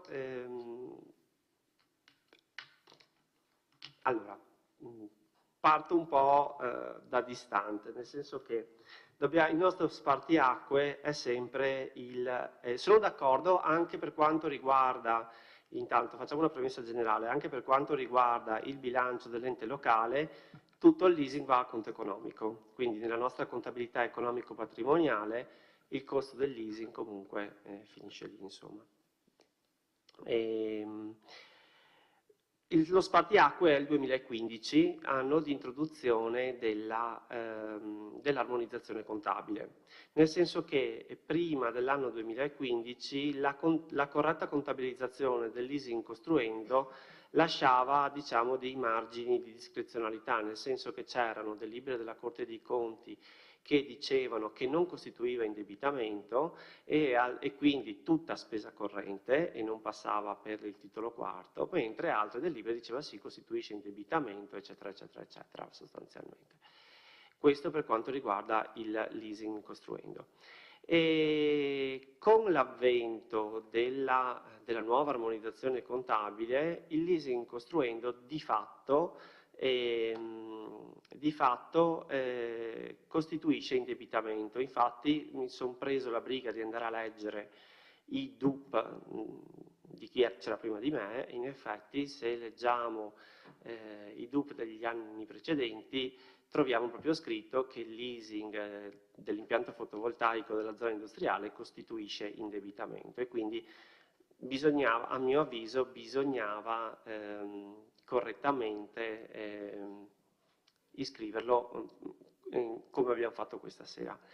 Altro riflesso di non poco conto, e questo mi riferisco proprio alla contabilità economico-patrimoniale, quindi esco proprio dalla parte quella diciamo finanziaria, è proprio la parte di contabilizzazione del cespite, nel senso che con un leasing costruendo il bene doveva entrare subito in inventario già dal 2012 e partire subito con l'ammortamento che poi dopodiché quando arrivavamo al termine del riscatto o meno insomma dovrebbe arrivare già ammortizzato. Ecco, questa cosa è una cosa che sistemeremo col rendiconto prossimo, insomma, perché dando un occhio anche lì mi sono accorto che il cespite in inventario non c'è, insomma, e quindi questa è la motivazione per cui, però a livello di equilibri di bilancio è spesa corrente a tutti gli effetti e quindi non vedo problemi, ecco, insomma, era solo una maggior corretta esposizione. Per quanto riguarda invece il teatro da ponte, che sono meno 50.000 euro, non ho avuto indicazioni, almeno non abbiamo avuto indicazioni di interventi imminenti.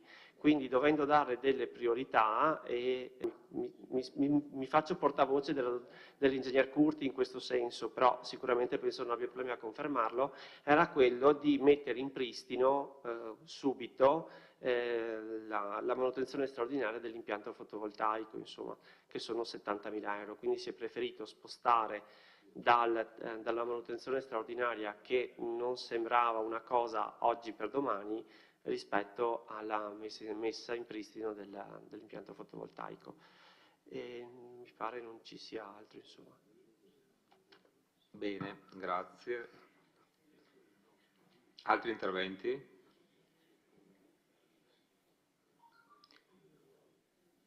Passiamo alla dichiarazione di voto. Consigliere De Antoni, prego. Diciamo, ecco, rispetto a questa proposta di variazione, io mi soffermo solo su alcuni punti, alcune cifre che sono state solo parzialmente comunicate questa sera. Il primo importo su cui volevo chiedere all'amministrazione, però non più al dottor Sarri, una risposta è che cosa sono questi 18.559.000 euro in più per le spese di gestione e comunicazione dell'ente. Il totale dello stanziamento viene aumentato rispetto allo stanziamento iniziale, viene aumentato di 18.000 euro e porta quindi il totale del capitolo di spesa a oltre 28.000 euro rispetto a 3.000 euro che erano previsti nel 2023. Volevo capire qual è la motivazione o che tipo di comunicazione intendete fare con un importo così elevato. L'altra voce di cui si è già parlato sono questi maggiori spese, maggiori stanziamenti, anzi, di 60.000 euro per il concorso corale e 20.000 per contributi per attività culturali. Mi sono segnato questo, non so se è la dizione esatta, comunque più o meno era questo. A bilancio ci sono già 43.000 euro per quanto riguarda il concorso corale, quindi la spesa complessiva supera i 100.000 euro rispetto a un importo che c'era l'anno scorso, che c'era nel 2023, anzi un importo a consuntivo di circa 60.000 euro. Ci deve essere, credo, ho sentito, però volevo sentire dall'assessore il dettaglio, ci deve essere qualche ricorrenza importante per cui l'aumento della spesa è a 100.000 euro. Certo il concorso corale, come diceva anche il consigliere Tonon, è sicuramente un fiore all'occhiello della nostra amministrazione e quindi non c'è niente di male se poi magari l'assessore mi spiega che cosa volete fare con questi soldi. L'unico problema che sollevo è che una parte di questi soldi vengono presi da un risparmio sulle spese per il personale, cosa che stasera il dottor Sarri non ci ha ricordato, però l'avevamo visto in commissione. In pratica sulle spese del personale c'è una riduzione di spesa di 34.360 euro.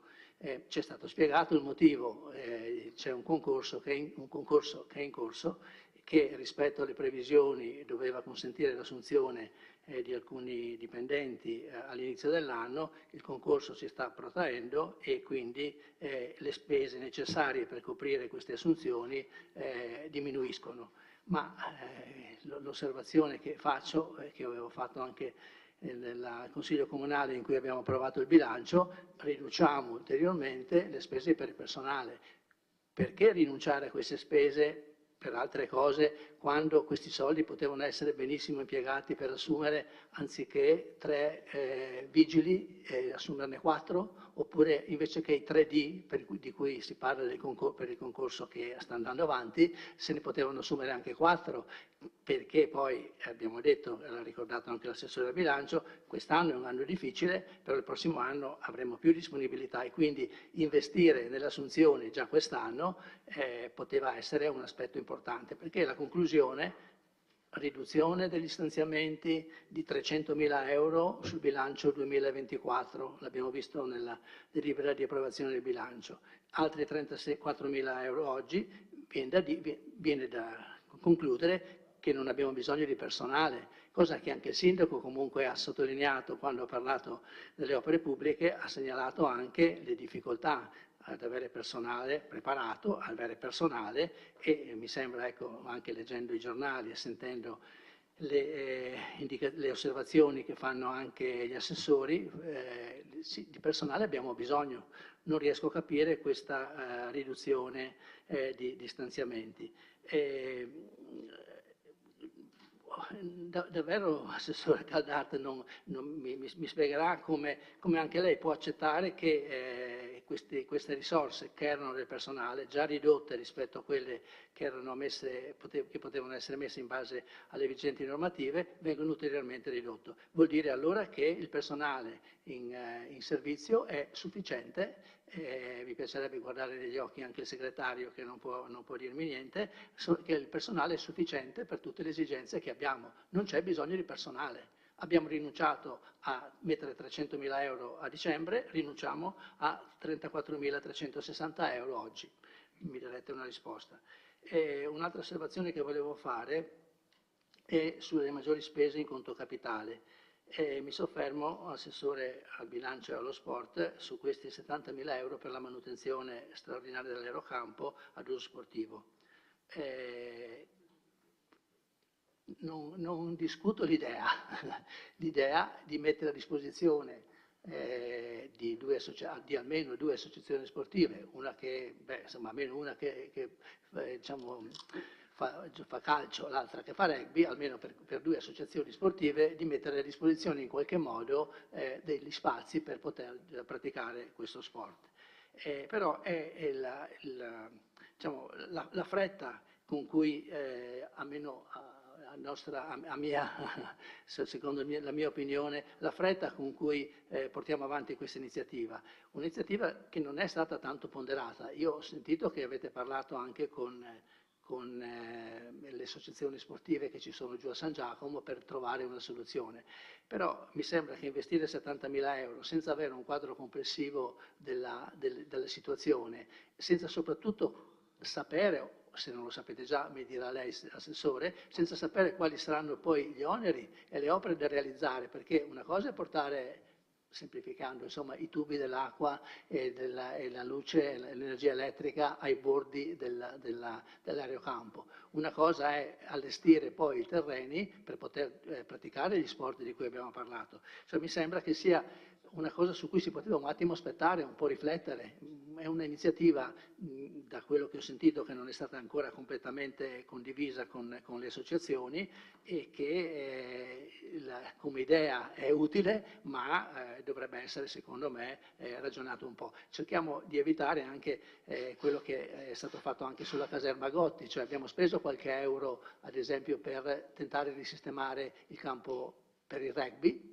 Abbiamo buttato via un po' di soldi per la recinzione, almeno io non so se è stata fatta perché non si riesce a guardare dentro, però la determina di spesa di 6-7 mila euro per fare la recinzione c'è stata. Allora anche qui facciamo questa iniziativa valida dal punto di vista teorico, ma nella pratica secondo me un po' avventata, non avendo approfondito in maniera sufficiente le problematiche che possono sorgere una volta che questi allacciamenti siano stati realizzati. Ultima segnalazione è un invito che torno a fare rispetto all'utilizzo di quei 30.000 euro per l'allestimento dell'ufficio IAT. Nelle riunioni che c'erano state anche degli esercizi che sono presenti nel quadrilatero, era stato detto che sarebbe stato opportuno che ci fosse presente all'interno del quadrilatero anche un ufficio pubblico, no? Si era detto, allora qualcuno ha parlato dell'anagrafe. Sono uffici che però sono presenti quando non sono presenti, quando non occorre che siano presenti, perché l'ufficio anagrafe per gran parte lavora al mattino e almeno 3 giorni alla settimana e quindi non copre quel periodo, diciamo, più importante poi del sabato, del pomeriggio tardo, che invece potrebbe coprire facilmente l'ufficio IAT. Sarebbe anche in una posizione molto buona rispetto alla ferrovia, sarebbe centrale, potrebbe essere visibile perché ci sono tanti uffici, tanti negozi che sono sfitti, e quindi l'idea di poter realizzare lì un ufficio IAT sarebbe, secondo me, un'idea molto brillante e potrebbe favorire un recupero di un'area centrale nel nostro centro. Ho finito. Bene. Allora, non l'ho interrotta perché ha superato 2 minuti. Prossimo intervento facciamo 3 minuti. Grazie. Consigliere Varaschi, prego. Buonasera a tutti, grazie Presidente. Volevo solo rispondere per quel che riguarda l'aerocampo. L'aerocampo stiamo tentando di sistemare l'associazione del rugby. Il rugby sono parecchi anni che sta cercando una sistemazione e ci siamo preoccupati principalmente di quell'associazione. Dopo sono venute ulteriori richieste e qui 70.000 servono per praticamente tutte le utenze elettriche, fognature, tutto quello che riguarda la parte, diciamo, tecnica, anche per il progetto che verrà dopo, quindi non sono soldi buttati. Dopo mi può dire, vabbè, i container c'è anche il discorso dei container, che si affitteranno dei container, ma principalmente è per sistemare il Rebbi. Quanti anni è che stanno aspettando l'amministrazione di prima, questa amministrazione, e speriamo di riuscire a sistemarli. Grazie. Grazie consigliere. Assessore Uliana, prego. Io rispondo al consigliere De Antoni, non le sfugge niente, consigliere, è vero. Il costo è maggiore per il concorso corale quest'anno, ma perché all'interno di quella cifra sono considerate circa 20.000 euro di una mostra che verrà fatta proprio relativamente all'eccezionalità del concorso corale perché celebriamo i 100 anni dalla nascita di Efrem Casagrande, che è il fondatore e l'ideatore del concorso, mostra che sarà a Villa Croce. Quindi se andiamo a togliere quei 20.000 euro circa della mostra, più o meno ci attestiamo insomma sulla stessa cifra, sempre prendendo in considerazione il fatto che quando si fanno cifre di questo tipo si fanno chiaramente per eccesso, poi magari si va a risparmio, e proprio per questo le ricordo che nel 2023 avevamo visto come previsione per il concorso corale 79.000 euro, in realtà ne sono stati spesi 63.000 e poco più, quindi con un risparmio di 15.000 euro rispetto alla previsione. L'impegnato, il pagato poi è stato di quella cifra più ridotta ed è quello che contiamo di avere anche quest'anno, perché anche quest'anno faremo domanda di un contributo in regione e speriamo che dia un buon risultato. Anche quest'anno abbiamo appena fatto un bando che è stato pubblicato sull'albo pretorio, avremo dei premi offerti, delle sponsorizzazioni, avremo anche le tasse di iscrizione che comunque entrano nelle casse comunali, quindi più o meno dovremo attestarci sulla stessa cifra dell'anno scorso e degli anni anche precedenti. Grazie. Grazie. Assessore Caldart. Grazie. Allora, per chiarire questa variazione specifica relativa al personale, non c'è nessun taglio, nel senso che noi abbiamo avuto a fine anno 3 persone, 3 dipendenti che sono andati o in pensione o hanno chiesto mobilità. Quindi 3D amministrativi che erano in forza al 31 dicembre per la copertura dei posti delle quali è stato indetto immediatamente il concorso che si sta completando in questi giorni, e questi 3 nuovi o nuove persone che le andranno a sostituire prenderanno servizio nei prossimamente, non appena si conclude il concorso. Quindi noi semplicemente abbiamo tolto dal bilancio la spesa di queste 3 persone nel periodo in cui effettivamente non c'era nessuno. Stessa cosa per tecnico, per la sostituzione della quale è stato attinto ad una graduatoria esterna ed è già passata in giunta la settimana scorsa la sostituzione che avverrà dal 15 marzo. Quindi di fatto si tratta di denaro, diciamo così, di risorse che non sarebbero state spese, non è che le puoi immediatamente spendere su qualcun altro, perché lei ben conosce la procedura per le assunzioni, quindi noi tutti coloro che potevamo assumere, e abbiamo risolto anche un problema piuttosto grosso che avevamo di personale ovviamente, all'asilo nido, dove abbiamo avuto una serie di educatrici che per motivi assolutamente leciti insomma, si devono assentare, e anche lì siamo riusciti a sostituirle immediatamente. Quindi è chiaro che in un ente pubblico non è come un privato dove se oggi si dimette qualcuno domani puoi trovare il sostituto, abbiamo tutta la procedura, le procedure cerchiamo di accorciarle e mi pare che in questo l'ufficio personale stia lavorando davvero alla massima velocità e con la massima efficienza. Nel periodo in cui le persone fisicamente non ci sono, quelli sono dei risparmi che quindi la spesa corrispondente va quindi diminuita. Grazie. Altri interventi?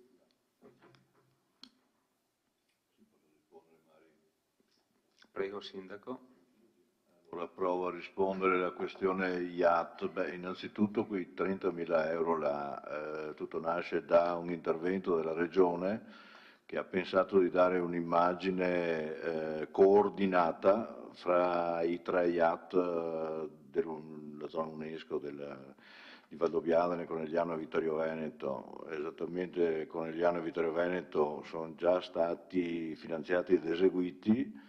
Abbiamo avuto l'uscita dei tecnici regionali che hanno osservato come erano le condizioni del nostro e hanno prodotto un disegno di come dovrà essere. Hanno finanziato anche per Vittorio Veneto come per gli altri comuni questa cifra che ci servirà appunto per coordinarlo. Al di là poi del ragionamento che lei faceva e che noi condividiamo, cioè quello che sarebbe meglio poterlo spostare il quadrilatero, noi abbiamo anche idee, lei lo sa, di acquisire spazi sotto anche per riorganizzare i nostri uffici e ridare un pochettino di vita a questo quadrilatero, e appena possibile lo si farà. Chiaramente spero che possa farlo questa amministrazione, mi auguro che la prossima possa andare avanti con questo disegno. Comunque abbiamo anche notato che l'interesse cioè il fatto che l'amministrazione comunale si stia interessando a quegli spazi là ha ridato un po' di vigore al mercato e altri spazi cominciano a risultare interessanti.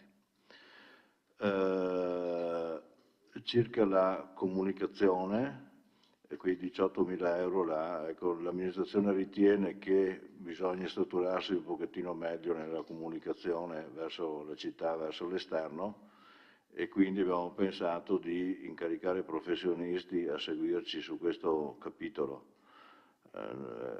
Siamo già usciti con una manifestazione di interesse con una cifra più bassa di questa, nella speranza di trovare qualcuno che si adattasse ad eseguire il necessario. È andata deserta, abbiamo provato a aumentare un pochettino e andremo fuori fra poco in un secondo tentativo di poter strutturare, ecco, questa comunicazione verso l'esterno. Grazie.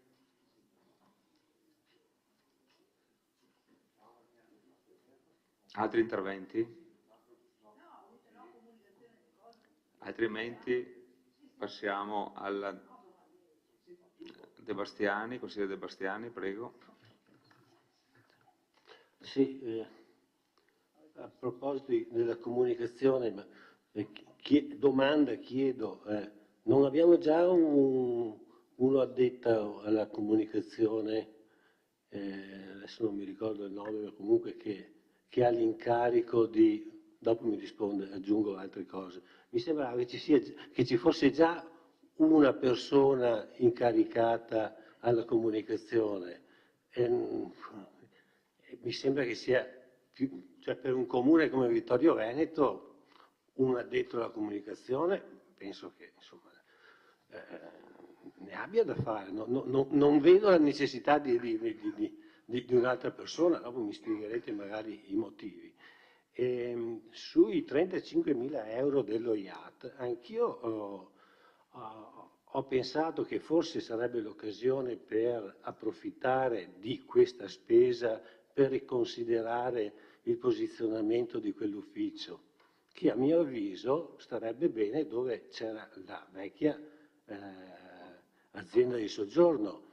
Se il problema, ed è il problema, è quello appunto della rivitalizzazione del comparto commerciale del quadrilatero, questo secondo me è un'occasione da cogliere per iniziare un tassello alla volta a ripristinare, perché effettivamente gli uffici che ci sono adesso con delle vetrine chiuse creano una chiusura, insomma, non incentivano certo, no, il flusso commerciale perché si è chiusa l'azienda di soggiorno, poi è stato spostato la farmacia, per cui un quarto del quadrilatero è stato così sottratto alla funzione commerciale e forse anche quello in parte insomma, ha contribuito all'impoverimento del centro, che sicuramente va affrontato e va risolto perché è il centro della città e non può rimanere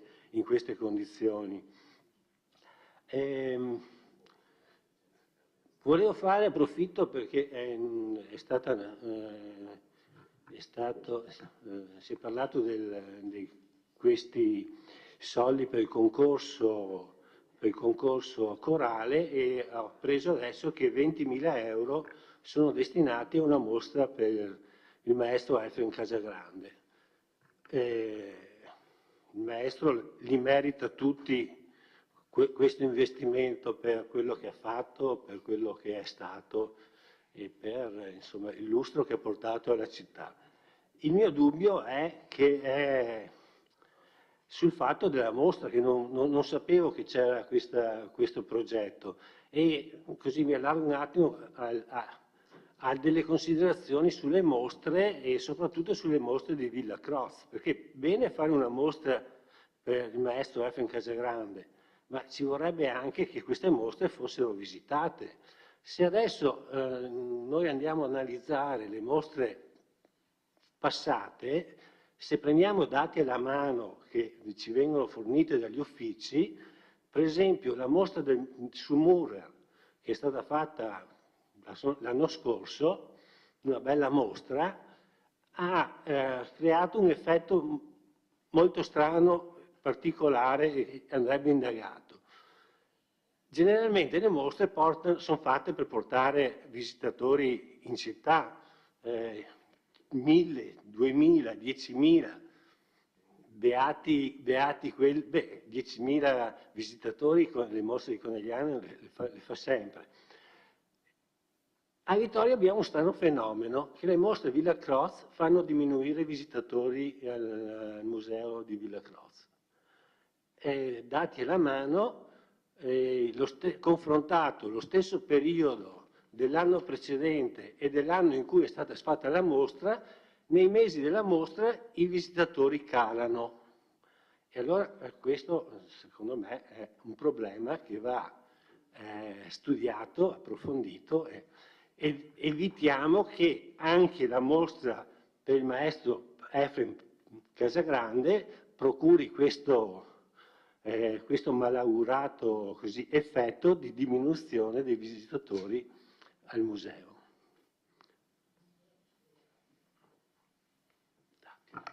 Grazie.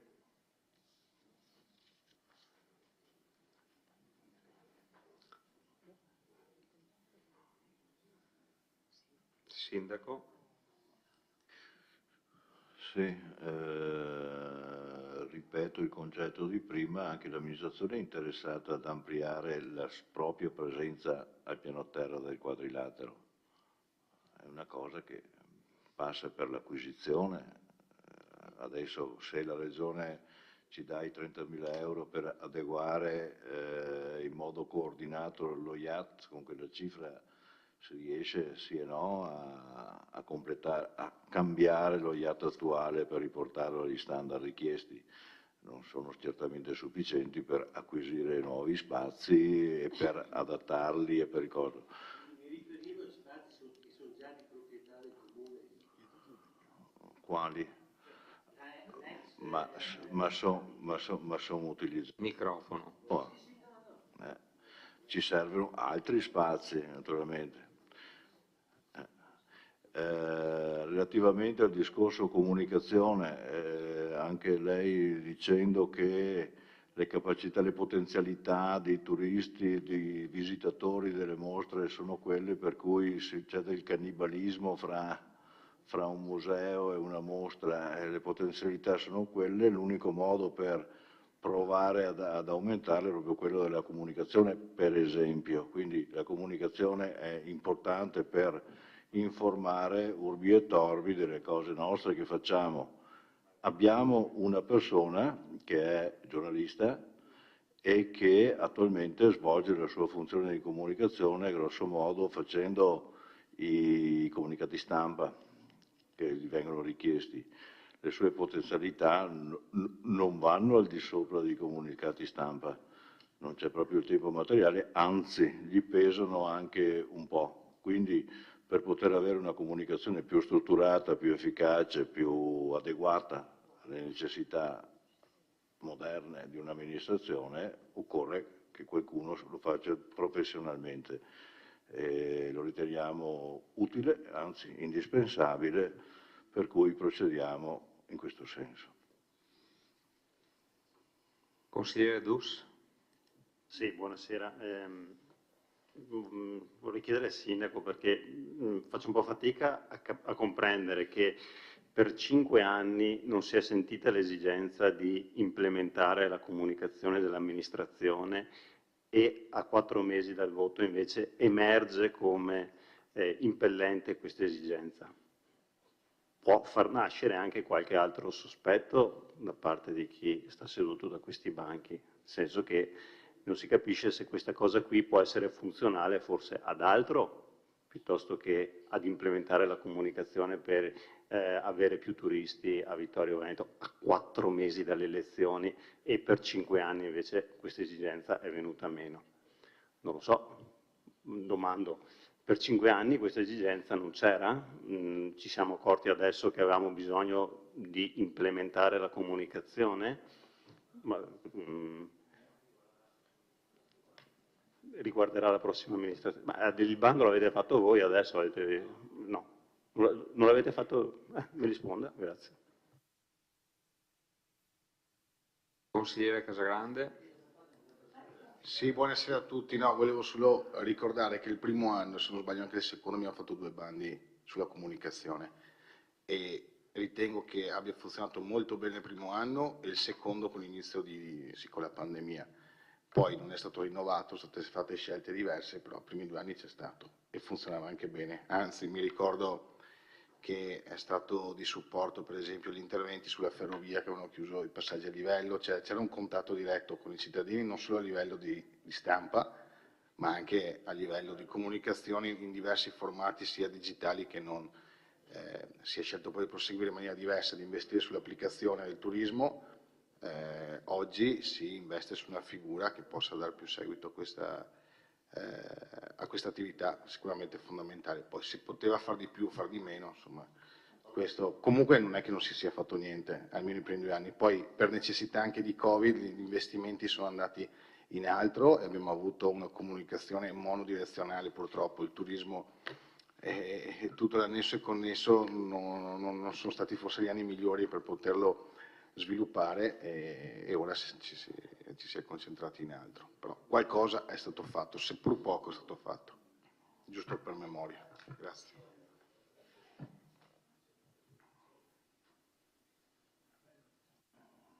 Sì, posso rispondere anch'io, grazie consigliere Andrea che mi ha ricordato che effettivamente il tema della comunicazione è una voce importante dell'amministrazione anche per valorizzare ogni cosa che viene fatta, e all'inizio del nostro mandato avevamo messo in piedi un sistema che funzionava, era molto semplice come utilizzo, era ben strutturato e funzionava.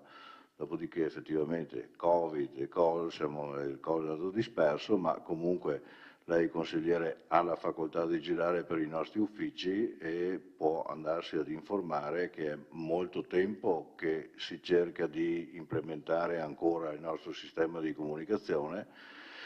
Gli uffici sono oberati di lavoro, hanno fatto tutto e di più del dovuto, siamo arrivati alla conclusione che si poteva andare a bando ancora molto tempo fa con un altro rinnovato sistema di comunicazione, l'abbiamo fatto con cifre troppo basse perché il mercato potesse recepirlo, ci stiamo tornando adesso.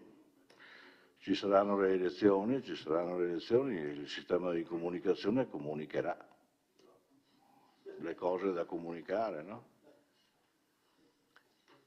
Grazie Sindaco. Bene. Consigliere De Bastiani, prego. Quindi lei ci dice che una persona, un addetto, un una persona assunta non basta per la comunicazione della città di Vittorio Veneto. No. Mamma mia. È un po' difficile da credere, perché è un po' difficile da credere, perché voglio dire, non lo so, l'addetto alla comunicazione cosa fa? Un comunicato al giorno, segue Facebook, ma neanche l'Electrolux penso abbia 2 addetti alla comunicazione. No, Vittorio Veneto con il misero bilancio di 30 milioni ha bisogno di 2 persone per la comunicazione, oppure una persona non è sufficiente per curare la comunicazione di un comune, ma mi sembra.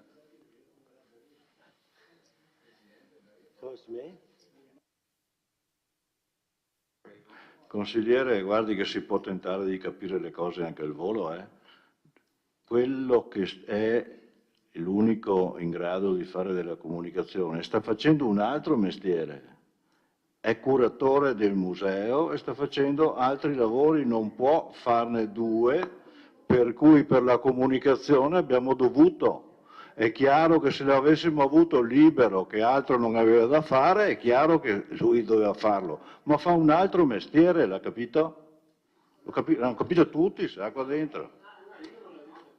Ah, beh, appunto, ma si può tentare di capire anche al primo colpo, qualche volta. Consigliere Casagrande, prego.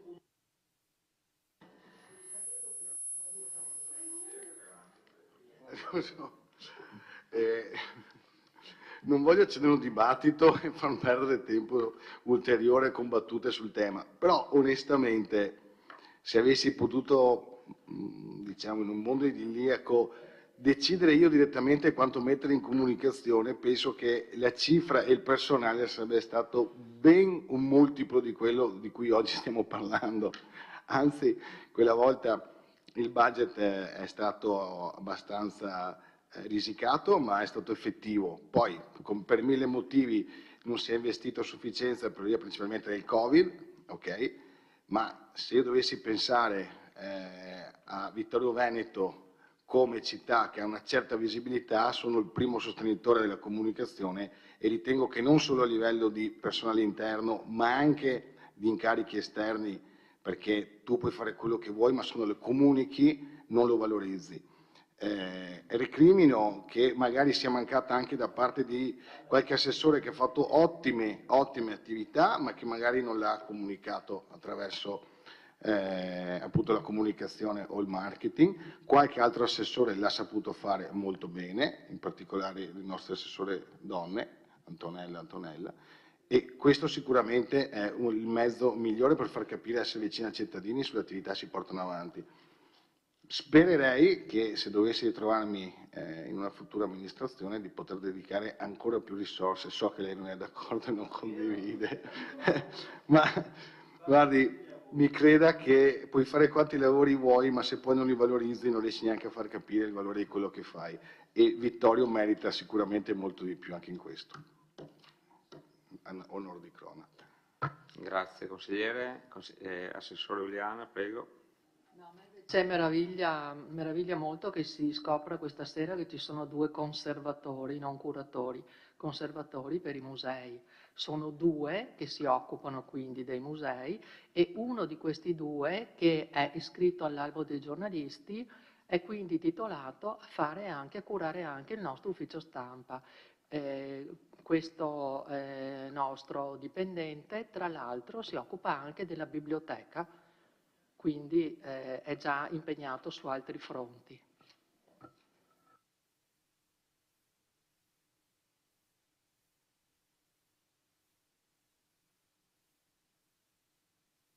Bene. Vediamo che ricordo che la precedente amministrazione ne aveva 0, questa ne ha 2, probabilmente. Visioni diverse. Consigliere De Antoni, prego. Sì, devo tornare sul problema del personale, perché diciamo, l'esigenza di assumere personale, come ha detto lei, cioè, le difficoltà ad assumere sono notevoli, però ci sono 2 concorsi in piedi, quello dei vigili e quello dei D. Chi ci impedisce di assumere 4 vigili anziché 3? Cioè il bilancio che c'era, grazie al risparmio di 36.000 euro, ci consentiva quest'anno di assumere un vigile in più e probabilmente anche un D in più, perché 36.000 euro per 6 mesi diciamo, possono coprire due posti. Io non riesco a capire, io non entro nel merito, cioè non è che noi prendiamo il personale quando uno va via, assessore, no? Cioè se uno va via lo si sostituisce appena possibile, ma non c'è l'obbligo di assumere solo se va via una persona. In base a quello che mi avete detto, la dotazione organica è stabilita dalle risorse, le risorse non le abbiamo volute mettere in bilancio, ma ci avrebbero consentito di assumere per 300 e adesso 36.000 euro, cioè quasi 10 persone in più. Allora, se mi dite che negli uffici non c'è bisogno di personale, perché anch'io giro per gli uffici, come mi ha visto il sindaco, e non sento che ci sia questo grande clima idilliaco, qui non abbiamo niente da fare e non c'è bisogno di personale. Tutti dicono che c'è bisogno di personale, esatto, e non dico che si potrebbe assumere risparmiando da altre parti, oppure chiedendo, sapendo che anche perché sappiamo che il prossimo anno con le spese correnti avremo più facilità. Quindi non è che adesso diciamo non assumiamo perché poi come li paghiamo il prossimo anno. Adesso c'è l'esigenza, ci sarebbero le risorse e si potrebbero anche assumere l'anno prossimo, ho capito, ma quando si scende troppo giù, le difficoltà degli uffici poi si moltiplicano, le persone non lavorano volentieri perché sono sovraccariche di lavoro, non lavorano bene perché devono rispettare un sacco di termini. Se ci fosse qualche persona in più sicuramente le cose andrebbero meglio e tutte le cose che le ho detto prima anche sulle opere pubbliche, con qualche persona in più, con qualche tecnico in più, probabilmente qualche progetto sarebbe andato avanti più velocemente. Io non do la causa a nessuno, io verifico che c'è uno stato di malessere all'interno degli uffici e che molti lamentano, non solo i dipendenti ma anche gli assessori, lamentano la carenza di personale. E allora possiamo assumere, potremmo assumere, avremmo potuto assumere anche una persona in più in entrambi i concorsi che sono in corso. E invece non li assumiamo perché non sono andati via, ma non è quello, non è un obbligo come era una volta, come lei sa bene, non le insegno niente, come lei sa bene non è un obbligo quello di assumere solo quando uno va via, abbiamo la possibilità di assumere le persone che ci servono, l'unico limite è dettato dalle risorse. Le risorse c'erano e adesso le risparmiamo, in questo caso non dica così perché 36.000 euro, ho rinunciato a 36.000 euro, poteva assumere 2 persone, no, mi deve dare atto di questo, non mi può dire che non è possibile farlo, è possibile farlo e non è stato fatto. Ultimo, perché tanto tante persone sono intervenute più di una volta, all'assessore Uliana, d'accordo, quest'anno per il concorso corale ci sono 103.000 euro complessivamente, l'anno scorso ne avete spesi 60, quindi la differenza è 40.000 euro in più, 20.000 sono per questa mostra, benissimo, gli altri 20.000 sono una riserva che se riusciamo a non spendere è meglio, ma non si fa così, se il progetto è da 60.000 si chiede uno stanziamento di 60.000, se è da 60.000 più 20 si chiedono 80.000, ma non 100. In questo modo limitiamo anche altre possibilità di intervento con le spese correnti. Grazie. Consigliere Denardi, prego. Sì, Presidente, intervengo giusto perché ogni tanto le sue battutine mi fanno sussultare sulla sedia. Non è che la precedente amministrazione aveva 0 conservatori e l'attuale ne ha 2, perché a memoria mia no, l'ho vista.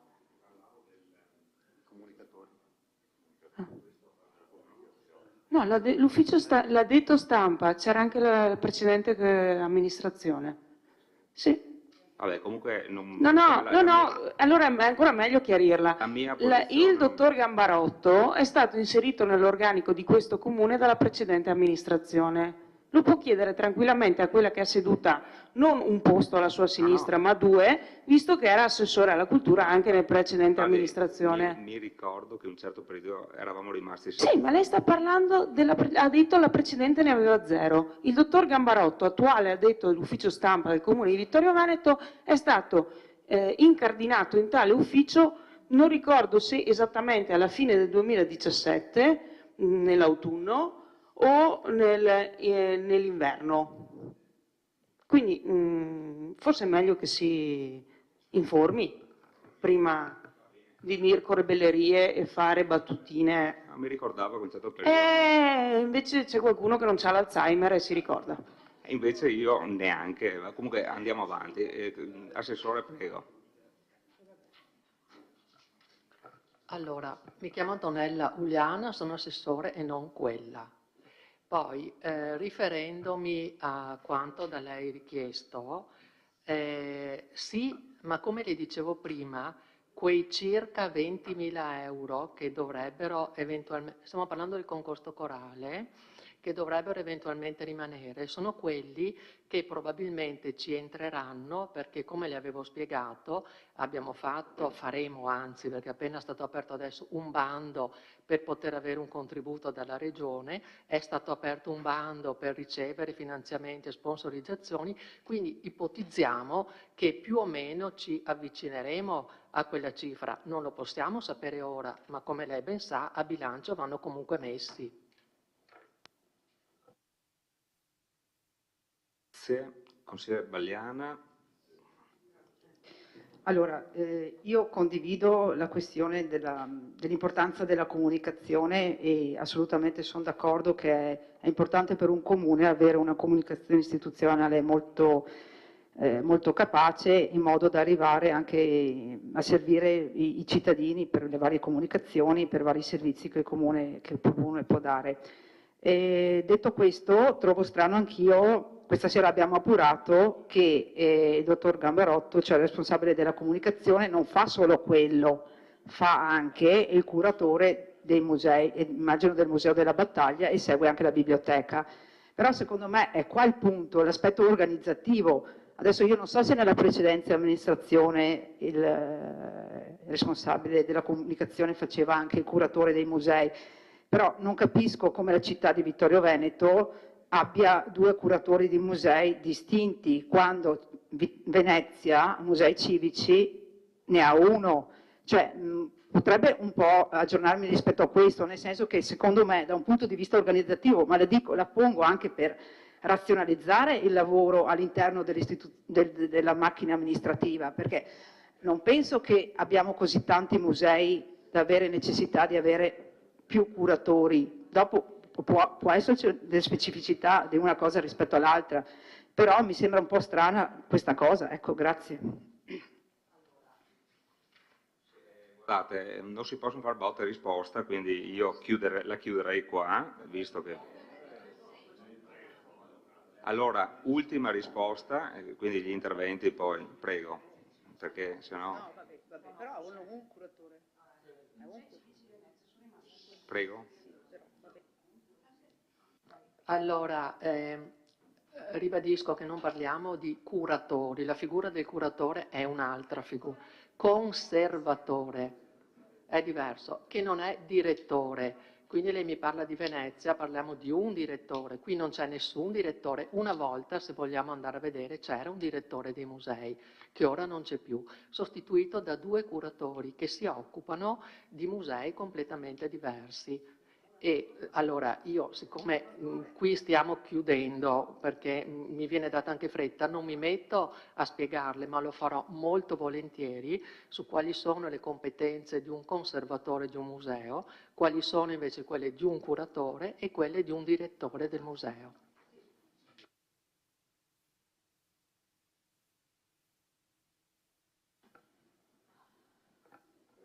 No, solo giusto per replicare.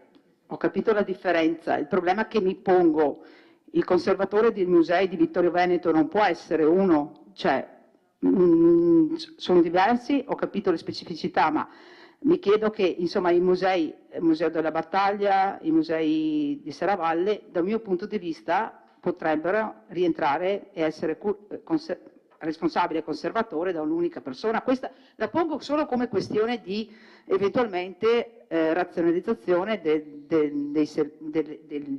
impegni da parte di queste persone. Logico che la responsabile della comunicazione non può fare né questo né quello in modo corretto, dal mio punto di vista. O il responsabile della comunicazione fa responsabile della comunicazione o fa l'altro mestiere, quindi, mi scusi.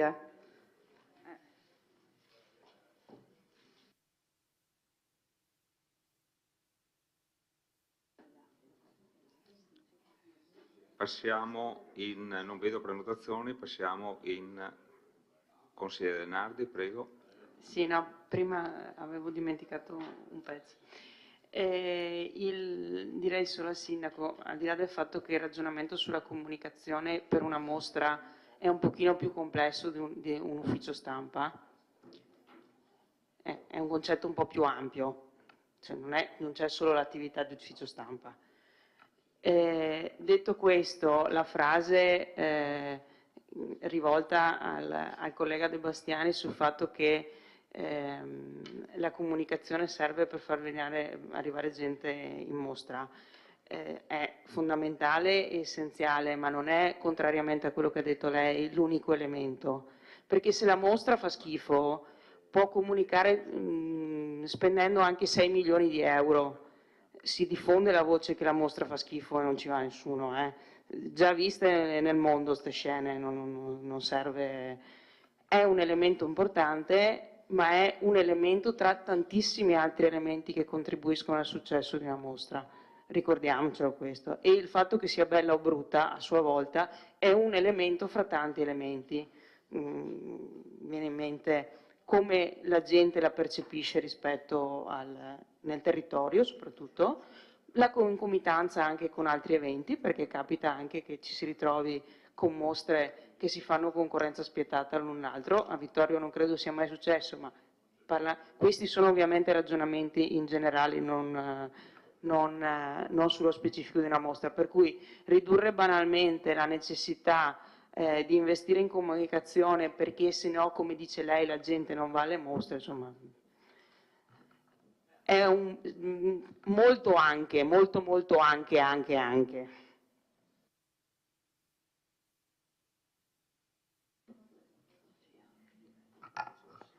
Prenotazioni?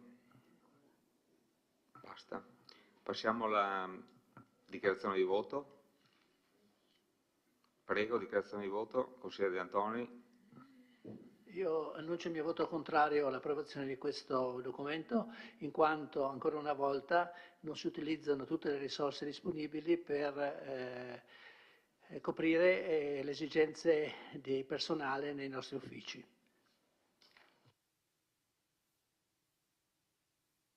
Non ci sono altre dichiarazioni di voto, passiamo in voto.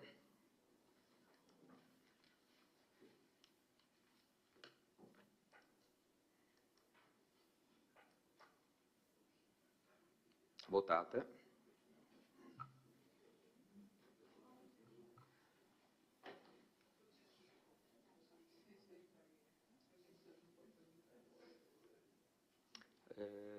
Perfetto, allora la delibera è approvata con favorevoli 9, contrari 6, astenuti 0.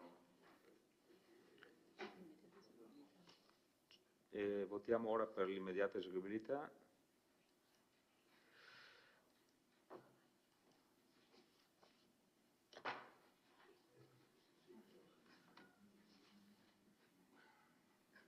La delibera è immediatamente eseguibile con favorevoli 9, contrari 6, astenuti 0. Bene, passiamo al prossimo punto dell'ordine del giorno, riconoscimento debiti fuori bilancio da sentenza esecutiva, ex articolo 194, comma 1, lettera A del decreto legislativo 267 del 2000, TAR Veneto, ordinanza numero 584 del 2023, giudice di pace di Treviso, pronuncia di data 11 gennaio 2024. Lascio la parola al dottor Sarri per l'illustrazione della delibera. Prego, dottor Sarri. Con la presente deliberazione viene sottoposto al Consiglio Comunale il riconoscimento di debiti fuori bilancio derivanti da sentenze esecutive ex articolo 194,1 lettera A del decreto legislativo 267. In particolare il riconoscimento fa riferimento alla pronuncia dell'11 gennaio 2024 del giudice di pace di Treviso, che condanna il Comune di Vittorio Veneto alla liquidazione delle spese di giudizio nella misura di euro 300 oltre accessori. La pronuncia del giudice di pace, fa riferimento a una controversia relativa a proventi del codice della strada. La seconda invece è l'ordinanza, fa relativa all'ordinanza del TAR Veneto 584-2023 che, accogliendo l'istanza cautelare del ricorrente, condanna il Comune di Vittorio Veneto al pagamento delle spese della fase cautelare liquidate in euro 1000, che oltre oneri riflessi per un totale complessivo di 1.459,12. Naturalmente ha accolto l'istanza cautelare, mentre l'udienza di merito è fissata al 20 giugno 2024. Io concluderei qui, insomma, perché non ho altro da aggiungere, rimango io e comunque anche la dottoressa Costalunga a disposizione, insomma. Prenotazioni.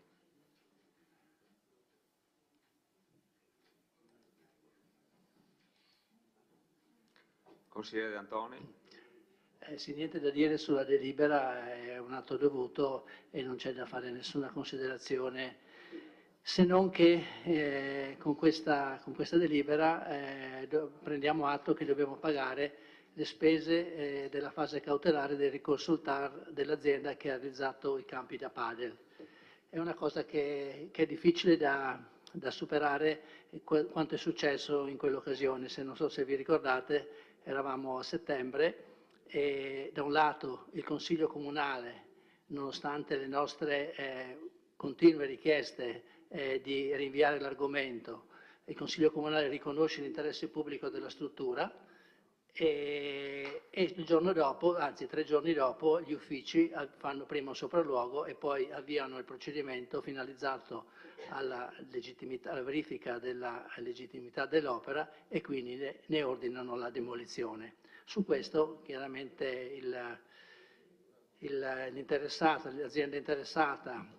è intervenuta, ha fatto ricorso al TAR e nella fase cautelare quindi è stata data la sospensiva e quindi diciamo, il giudice ci obbliga a pagare questi 1.400 euro. È un'amarezza quella di quella riunione che io non ho ancora superato, ve lo dico chiaramente, nel senso che non sono i 1.400 euro che dobbiamo pagare, ma è il fatto che il Consiglio Comunale sia andato da una parte con il nostro voto contrario e dall'altra gli uffici il giorno dopo abbiano avviato questa procedura. Bastava fermarsi un attimo, ragionare con gli uffici, cosa che non avete voluto fare, e adesso siamo messi in questa situazione in cui forse anche, non so se posso dire giustamente, il giudice dice: ma come? Fai demolire la struttura e subito dopo gli dici che è una struttura che è di interesse pubblico e quindi gli consenti di ricostruirla. È proprio una situazione, ci siamo messi in una situazione davvero antipatica, strana, e comunque ne prendiamo atto. Io sulla delibera in sé non ho niente da dire, ma non posso dimenticare questa triste seduta e questa triste decisione che avete preso di comunque definire di interesse pubblico quella struttura che in quel momento era comunque una struttura abusiva. Scusate un attimo, allora, vedo tra i documenti che c'è anche un parere di regolarità tecnica dato dal dirigente Costalonga che vedo in sala. Chiederei al dirigente di venire un attimo eventualmente a dare alcune delucidazioni se serve. Dottoressa, prego.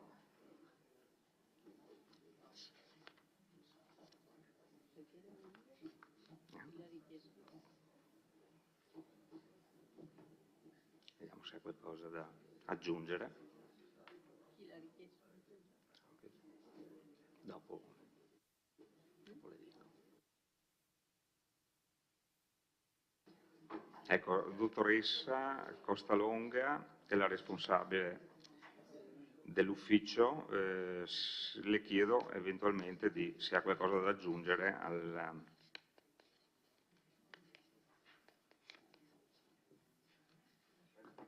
Prego. Sì, buonasera a tutti. No, ha già illustrato il dottor Sarri e è comunque, come giustamente rilevava il consigliere De Antoni, un atto dovuto relativamente al quale non c'è alcuna discrezionalità da parte, diciamo, del Consiglio Comunale, se non quello di riconoscere questi due debiti che sono sostanzialmente la condanna che il Comune di Vittorio Veneto ha avuto per il pagamento, diciamo, delle spese conseguenti a questi due contenziosi. Grazie, dottoressa. Possiamo continuare ad andare avanti con, ritenevo corretto anche dare il parere della responsabile dell'ufficio legale. Consigliere Denardi, prego. Sì, grazie. Io avevo una domanda per l'avvocato Costalonga, essendo questa la fase cautelare e non quella di merito, quali sono le prospettive? Cioè, oltre ai 1.400 poi gli paghiamo pure le spese legali del merito? Fantastico. E quindi saranno altri 3.000, se non sono anche 4 o 5, vista la proporzione, perfetto. Speriamo nella clemenza. Leggendo le premesse della delibera si legge che in pendenza del procedimento penale non c'erano i presupposti per l'ingiunzione. Il soggetto, Sogert, che ha emesso l'ingiunzione, come si pone dinanzi a questa cosa? Mettiamola così, in termini edulcorati. Visto che non è la prima volta che ci portate una delibera, cioè, allora, premesso che faccio ogni volta, sappiamo tutti quanti che sono delibere obbligate, nonostante la scorsa ho mandato qualcuno, in particolare l'attuale vice sindaco, abbia lanciato dubbi del fatto che ci fossero responsabilità per i consiglieri che votavano tali delibere. Però ribadisco, io ero perfettamente convinta allora, sono perfettamente convinta ora che sono delibere vincolate, per cui da quel punto di vista nulla questio. Mi domando però, siccome penso in 3 mesi, forse 4, è la seconda volta che ci ritroviamo a pagare le spese legali di richieste, adesso l'altra non ricordo se era già un'ingiunzione o solo un avviso di accertamento, a memoria non lo ricordo. Però siccome è la seconda volta in 3 o 4 mesi che ci ritroviamo sostanzialmente davanti alla stessa situazione, ecco, mi piacerebbe capire se ce la portiamo a casa.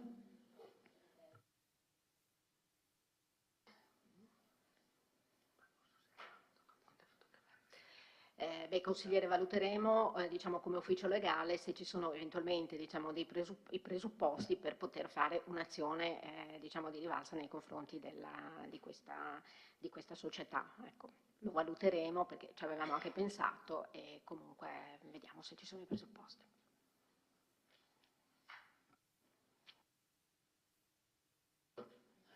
Ci sono altre prenotazioni? Bene, allora non vedo nulla, passiamo in dichiarazione di voto. Dichiarazione di voto, prego. Non vedo dichiarazioni di voto, passiamo in votazione.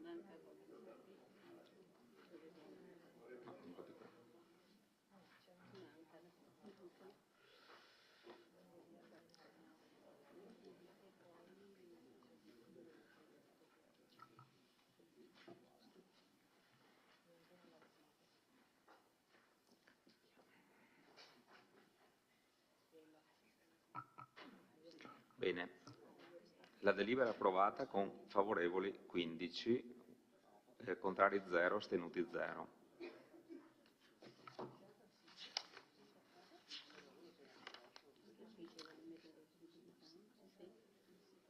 Votiamo per la immediata eseguibilità.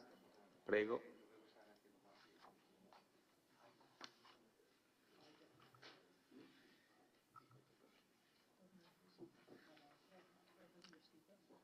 La delibera è immediatamente eseguibile con favorevoli 15, contrari 0, astenuti 0. Passiamo al prossimo punto all'ordine del giorno.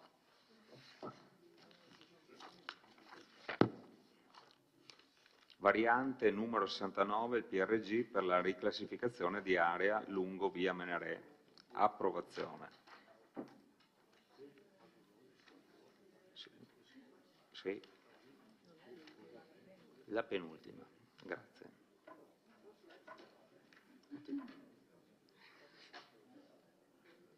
Lasciamo l'illustrazione della delibera all'ingegner Curti, o c'è qualche assessore che vuole introdurre? Allora, prego, ingegnere.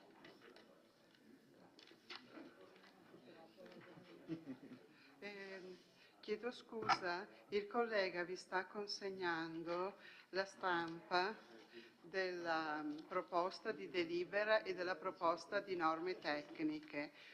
Nella commissione di venerdì, dopo aver esaminato il punto, sono emerse alcune indicazioni sia di modificare la proposta di delibera così come era stata scritta e quindi come l'avete trovata agli atti, sia di modificare l'elaborato 5, estratto norme tecniche di attuazione, stato di progetto. Faccio un passo indietro e poi illustro le modifiche come sono state suggerite e quindi recepite. Questa sera arriviamo all'ultimo atto della variante dell'area di via Menarè, variante che abbiamo adottato lo scorso marzo, il 23 marzo del 2023. Come tutte le varianti poi c'è stata la fase delle osservazioni e delle controdeduzioni. Chiedo scusa. Si è conclusa a gennaio la procedura della VAS con il parere di non assoggettabilità e quindi con questo parere siamo ora in grado di arrivare alla chiusura della variante. In consiglio comunale, in commissione consigliare, quando abbiamo analizzato la proposta di variante adeguata sia alle osservazioni che avevamo già analizzato in Consiglio Comunale ancora lo scorso mese di settembre e soprattutto ai pareri espressi da tutti gli enti che sono intervenuti sia direttamente tipo l'ULSS sia tramite la procedura VAS, come ufficio avevamo proposto di modificare l'articolo 58 delle norme di attuazione in maniera molto sintetica, aggiungendo al comma 8 che avevamo già scritto dove avevamo previsto in adozione, nella zona produttiva individuata come di 2A della tavola 13.332 è ammessa una sola attività commerciale del settore non alimentare fino a 1500 metri quadrati di superficie di vendita. Qui avevamo proposto di aggiungere sinteticamente che qualsiasi intervento edilizio era comunque subordinato al recepimento di tutte le prescrizioni fornite dai vari enti, elencando gli enti che avevano fornito le singole prescrizioni.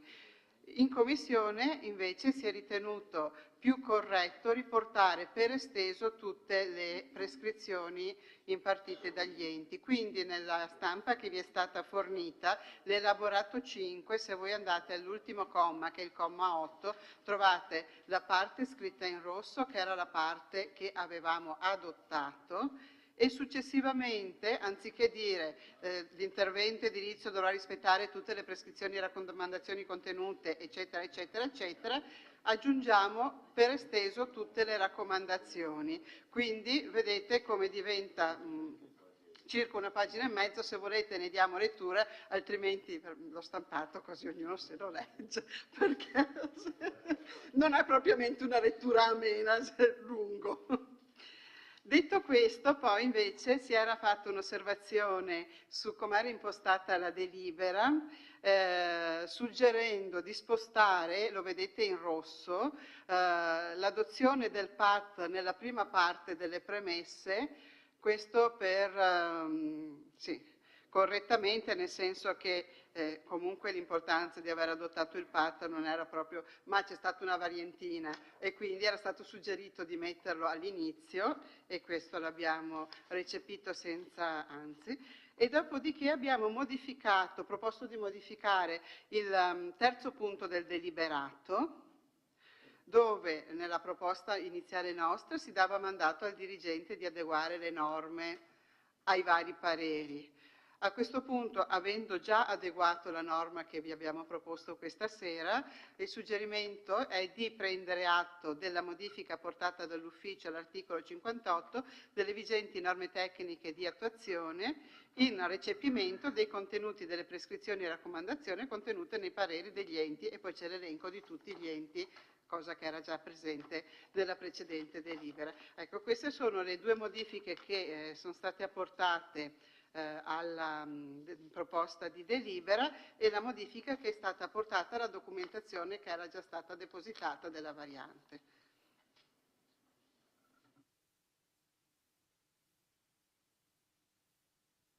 Grazie.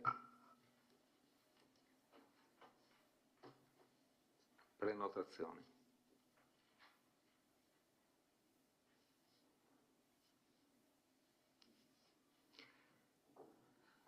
Non ci sono prenotazioni. Passiamo in dichiarazione di voto. Dichiarazione di voto. Prenotazione, prego. Sì, grazie. Allora, a me è giunta notizia, ma penso che sia anche...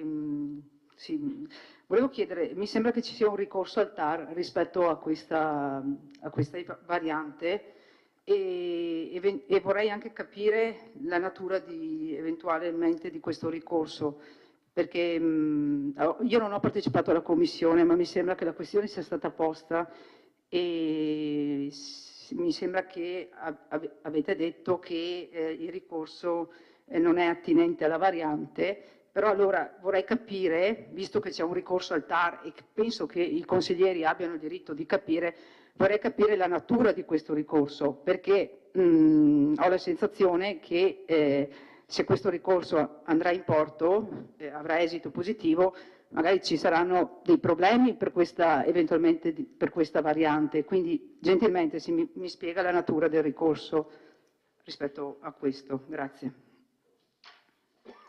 O qualcuno degli uffici.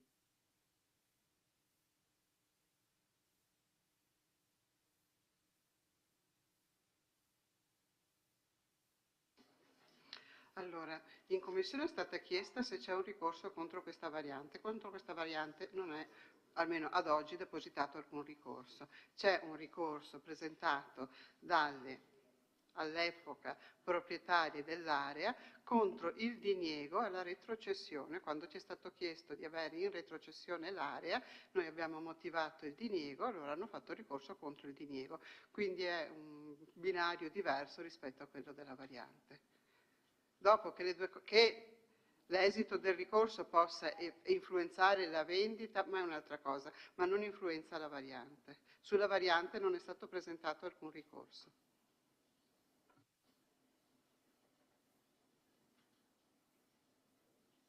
Consigliere De Antoni. Sì, solo su questo punto, cioè è vero che il ricorso non si riferisce alla variante, però il ricorso impugna il diniego di retrocessione dell'area ai proprietari che a suo tempo erano stati espropriati. E la delibera di variante è stata fatta a seguito dell'inserimento del terreno nell'ambito dei beni alienabili, no?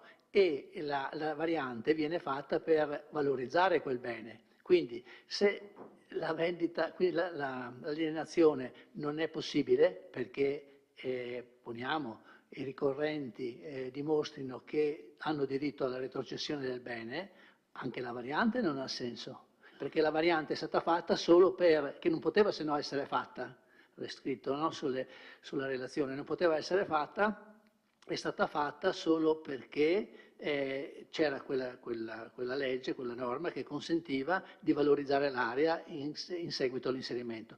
Quindi a me sembra che il ricorso sia proprio sul tema della variante alla fine, perché manca il presupposto, cioè se il terreno non può essere ceduto a terzi, ma deve essere retrocesso agli allora proprietari, anche la variante cade, no? Quindi non è proprio esatto quello che ha detto lei. Non so, adesso non sono avvocato, sono spariti tutti gli avvocati qua. Cioè, non ci sono più avvocati, però forse anche meglio per dire la verità, ma insomma che non ci siano gli avvocati. Però diciamo, se questo tema resta, insomma, ecco, non so. Comunque, non so, su questo tema confermo che anche secondo me c'è questo problema. Finisco l'intervento, qui ho ancora tempo, il mio intervento è che si riferisce anche al fatto che comunque su questa variante restano le perplessità che anch'io avevo già sottolineato nei precedenti consigli comunali, perché mi chiedevo, perché mettere in vendita un'area verde all'interno del PIP con destinazione di uso collettivo andando contro le indicazioni sia della legge 14, che tra l'altro mira a ridurre progressivamente il consumo del suolo non ancora urbanizzato, in coerenza con l'obiettivo europeo di azzerarlo entro il 2050? Questa è la prima domanda. Forse per fare cassa? Spero di no, che non sia per questo. E poi la seconda cosa era, perché autorizzare con una doppia variante urbanistica una nuova struttura commerciale con una superficie di vendita di 1500 metri quadri che certamente metterà in difficoltà le piccole strutture commerciali esistenti in città che combattono quotidianamente per non chiudere la loro attività, cioè ci sono delle attività in città e anche nella frazione di San Giacomo che hanno lo stesso genere di attività commerciale rispetto al consorzio agrario che dovrà installarsi in quell'area.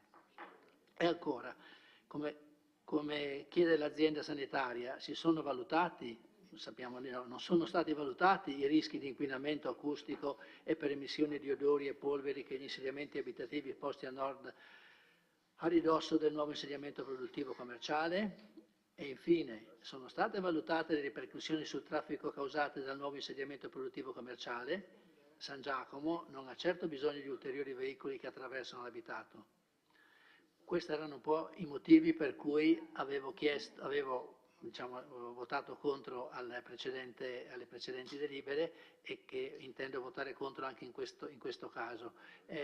Purtroppo non riesco a trovare il motivo per cui si debba a tutti i costi fare questa variante. Ci sono una serie di problematiche di tipo legale, ci sono una serie di problematiche di tipo ambientale che sono state sollevate anche nei pareri dei diversi enti che sono intervenuti, perché mi conferma anche lei, in molti di quei pareri ci sono delle prescrizioni che poi abbiamo riportato anche nelle norme.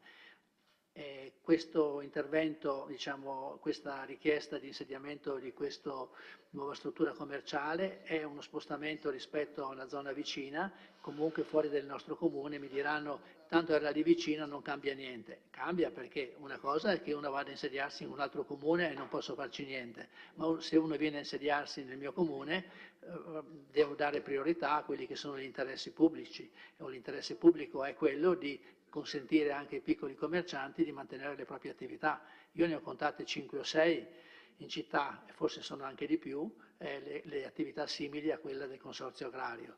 Quindi mi sembra che andare avanti su questa linea vada contro anche questo interesse di tutti i piccoli esercizi commerciali. Quindi preannuncio già il mio voto contrario. Grazie. Consigliere Tonon. Grazie Presidente. Come risposta qualcuno potrebbe dire non c'è scritto da nessuna parte che compra il consorzio, perché il terreno, nelle intenzioni dell'amministrazione, da quel che si capisce, ovviamente viene messo all'asta. Non si può però fingere che il tutto nasca, almeno così è stato detto, da una richiesta esplicita e specifica reiterata da parte del consorzio, per cui mi pare assolutamente coerente il discorso e soprattutto poi premesse e conclusioni che ha fatto il collega De Antoni, anche se ovviamente non c'è alcuna certezza. Ma la domanda, anzi le domande che io faccio in maniera esplicita e le pongo, no, non c'è neanche più l'assessore all'avvocatura, va bene, e sono queste. Allora, io ritengo cosa opportuna, corretta, intelligente, logica direi, attendere l'esito del ricorso prima di vendere l'area. In punto di diritto concordo con la dirigente quando dice non è stato fatto un ricorso contro la variante. E direi che è quasi peggio però, nel senso che qui andiamo addirittura a monte della variante, cioè le ragioni per le quali è in vendita il terreno e in base alla normativa il Comune per porre in vendita quel terreno l'ha valorizzato, quindi viene addirittura a monte il ricorso.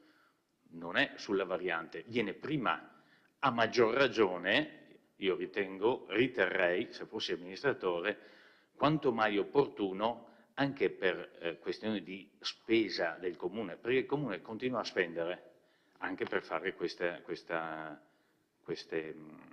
variante. E se poi dovessero vincere i ricorrenti sarebbe stata una spesa del tutto inutile, anzi. E allora le domande che pongo sono queste. Se il TAR dà ragione ai ricorrenti, cosa succede in queste tre fattispecie? Uno, se viene, salvo ovviamente ricorsi da parte dell'amministrazione comunale contro la sentenza del TAR, al netto di quello ovviamente, se venissero accolte le istanze dei ricorrenti prima che il Comune venda, scenario 1, scenario 2, dopo che il Comune ha venduto, e terza ipotesi, forse più, come dire, poco auspicabile, diciamo così, dopo che l'eventuale ditta, privato, quel che è, soggetto, diciamo così, che ha comprato, ha già edificato quanto in base alla variante probabilmente avrà diritto di edificare. Sono tre domande secche che ho posto. Grazie.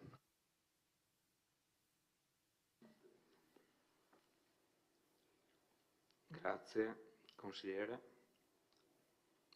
Altre prenotazioni?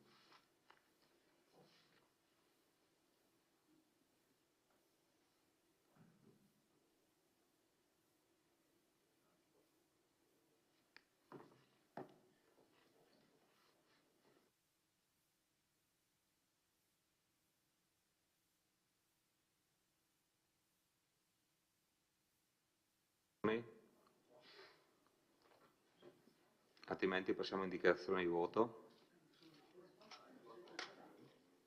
Risposte?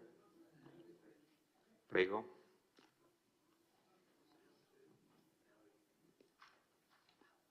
Allora, come giustamente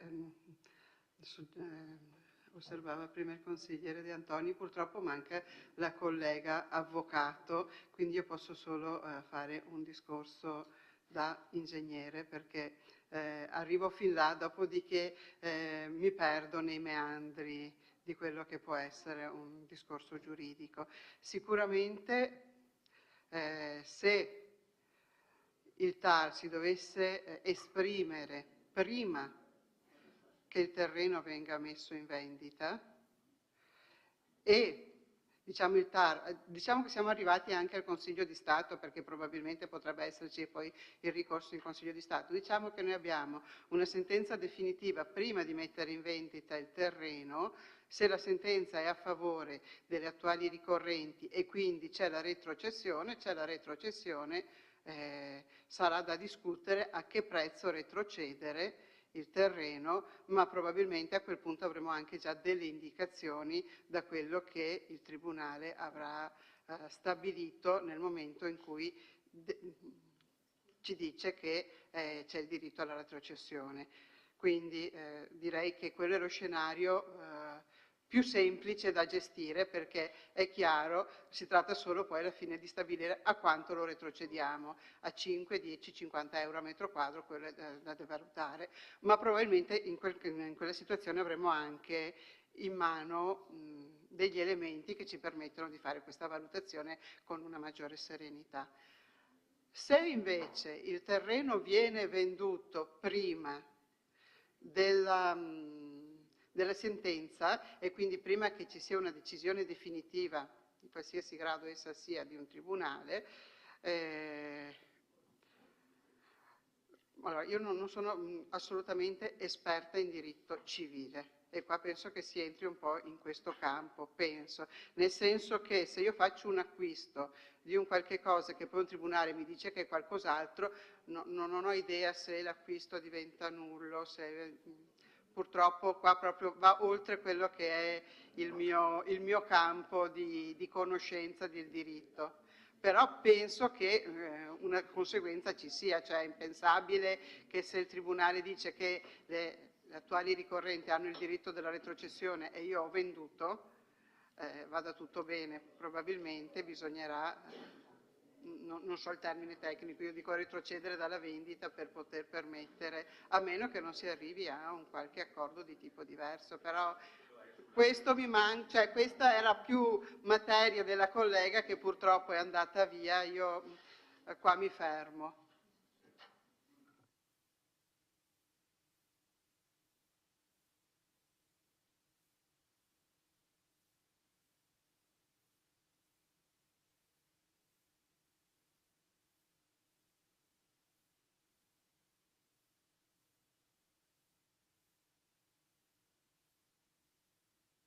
Consigliere Valiana.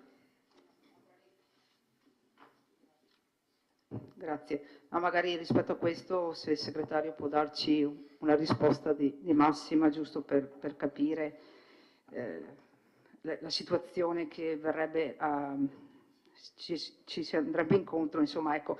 Vorrei porre una questione anche su un'altra cosa. Volevo anche chiedere all'amministrazione comunale perché da un punto di vista puramente di scelte politiche o amministrative avete deciso di andare avanti nonostante ci sia questo ricorso, perché voglio dire il buon senso, almeno penso io, direbbe di aspettare un attimo, di fermarci, di aspettare almeno una prima fase di sentenza del TAR e dopodiché vedere come proseguire. Cioè, io mi pongo nelle vostre condizioni, cioè da parte del sindaco e dell'amministrazione, qualche domanda me la farei, insomma, penso che non ci sia questa fretta, purtroppo nel bene e nel male il diritto del cittadino è di ricorrere quando si sente leso nelle sue scelte, nei suoi diritti. In questo caso i cittadini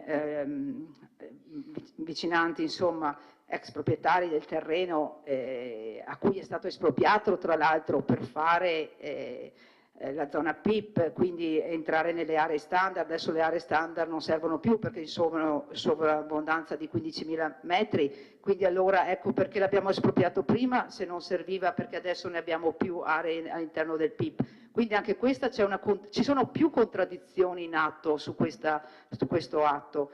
Quindi io chiedo all'amministrazione se non è il caso di rinviarlo dal mio punto di vista.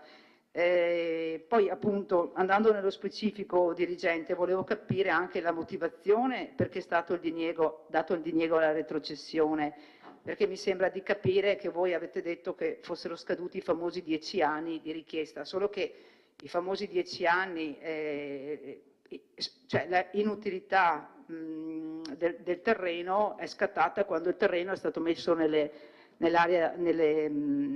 di alienazione, voglio dire, prima era funzionale al PIP, quindi i ricorrenti hanno deciso di ricorrere proprio quando è scattata la questione che il terreno non serviva più al PIP, quindi in teoria anche questo è un punto a sfavore dal mio punto di vista da parte dell'amministrazione, quindi 10 anni assolutamente non sono scaduti rispetto a quando i ricorrenti hanno saputo che questo terreno non è più a servizio del PIP. Tra l'altro, piccolo inciso, questa doveva essere una zona F, non è mai stata trasformata in zona F, era un'area verde un po' abbandonata a sé, non era raggiungibile neanche, dovrebbe essere una zona pubblica, naturalmente non si poteva accedere a questa zona perché è sempre stata delimitata, quindi assolutamente non di servizio. Quindi voglio dire ci sono varie contraddizioni che stanno all'interno di questo atto. E non ultima, ma questo lo faccio a titolo così di riassunto rispetto anche alle norme di attuazione che erano state introdotte durante la realizzazione della zona industriale, quando era evidente il principio di non contaminazione tra la zona industriale e le aree residenziali. Cioè all'interno delle norme tecniche di attuazione dell'epoca era ben dichiarata questa intenzione da parte degli urbanisti. Ecco che noi però con questa trasformazione andiamo in contrasto rispetto a quel volere dell'epoca. Un'altra nota, dal mio punto di vista in contraddizione, è quella relativa al nuovo PAT anche, perché se non vado errata, nell'elaborato 4 del PAT c'è scritto che le zone verdi di cuscinetto tra le zone industriali e le zone residenziali o le zone abitate devono essere incentivate, non diminuite. Quindi a noi adesso andiamo a fare anche una scelta in contraddizione con quelle che erano, dal mio punto di vista, che sono tuttora le nuove normative all'interno del PAT. Poi ci sono altre cose rispetto anche alla viabilità, quello che ha detto il consigliere De Antoni, che mi trova d'accordo, cioè il fatto di dire che quest'area non andrà a gravare sul traffico del Menarè, a me sembra un po' azzardata come affermazione, anche perché non è che dove c'è l'ex consorzio vecchio sarà demolito? Lei dice di sì, non lo so, vabbè. Comunque voglio dire, in ogni caso quell'area dove c'è la cantina sociale e altro è un'area altamente trafficata e quindi dal mio punto di vista ancora andremo a dare accesso sul Menarè andando dal primo punto di vista a intensificare il traffico. Vorrei solo ricordare che tutt'oggi il traffico sta aumentando in modo enorme perché ci sono ad esempio i bilici che escono da via Donatori del Sangue, che quella doveva essere anche una strada chiusa all'interno della prima zona industriale, invece c'è stata l'apertura, i bilici salgono per via San Fermo per andare verso Sacile, quindi è un'area veramente densamente trafficata e ci sono delle abitazioni, ci sono insomma delle persone da tutelare anche da un punto di vista dei pedoni e dei ciclisti e quindi dal mio punto di vista siamo in contraddizione sia dall'aspetto urbanistico della zona industriale che, ripeto, e qua mi appello al buon senso dell'amministrazione, di dire almeno aspettiamo la prima fase del ricorso al TAR, ecco, per decidere.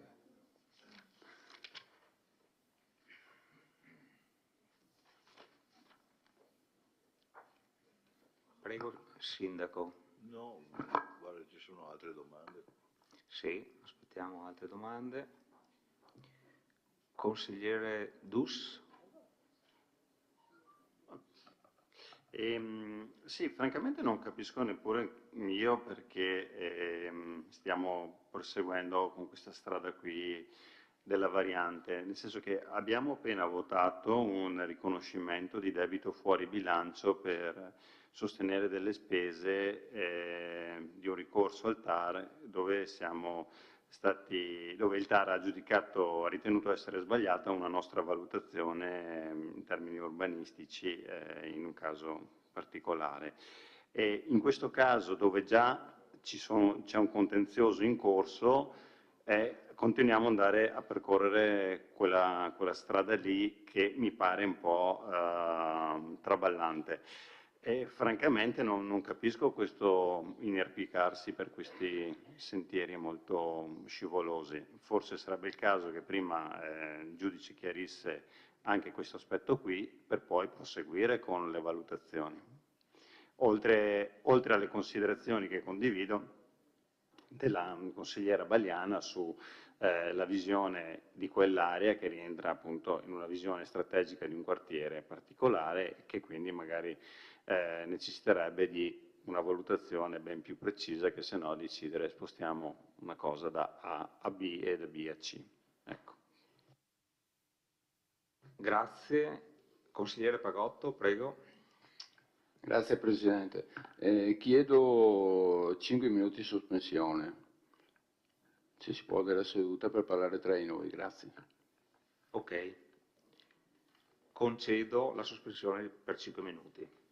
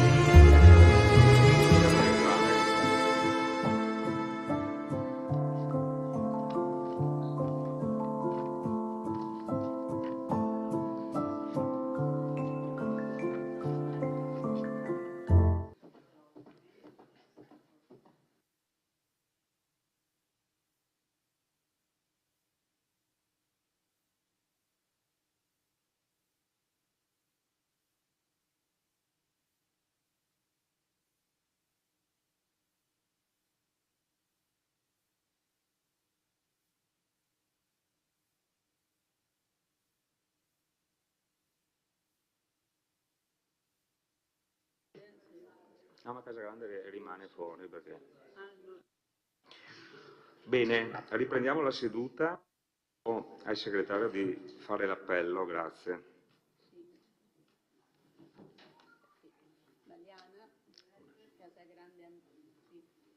Casagrande Andrea, non c'è, fuori. Dareggian Antonio, era già assente, scusate. De Antoni Giulio, De Bastiani Alessandro, De Nardi Barbara, Dus Marco, Miatto Antonio, Pagotto Alberto, Parrella Roberto, Lasera Gianni, Salezze Silvia, Sant'Antonio Paolo, Presente. Scottà Giancarlo, Tonon Roberto e Varaschin Gianni. Sì, solo Casagrande fuori.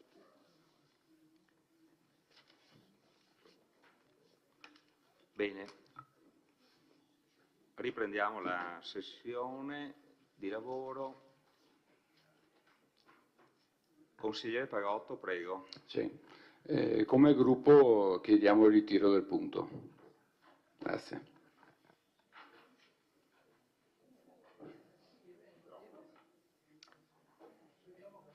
Bene. Allora, no, bisogna metterlo ai voti. Sì, allora, in base all'articolo 52 del regolamento, concedo la parola ad ogni capogruppo per non più di 3 minuti, se volete fare dei commenti, e poi mettiamo al voto il ritiro. Prego, consigliere De Bastiani.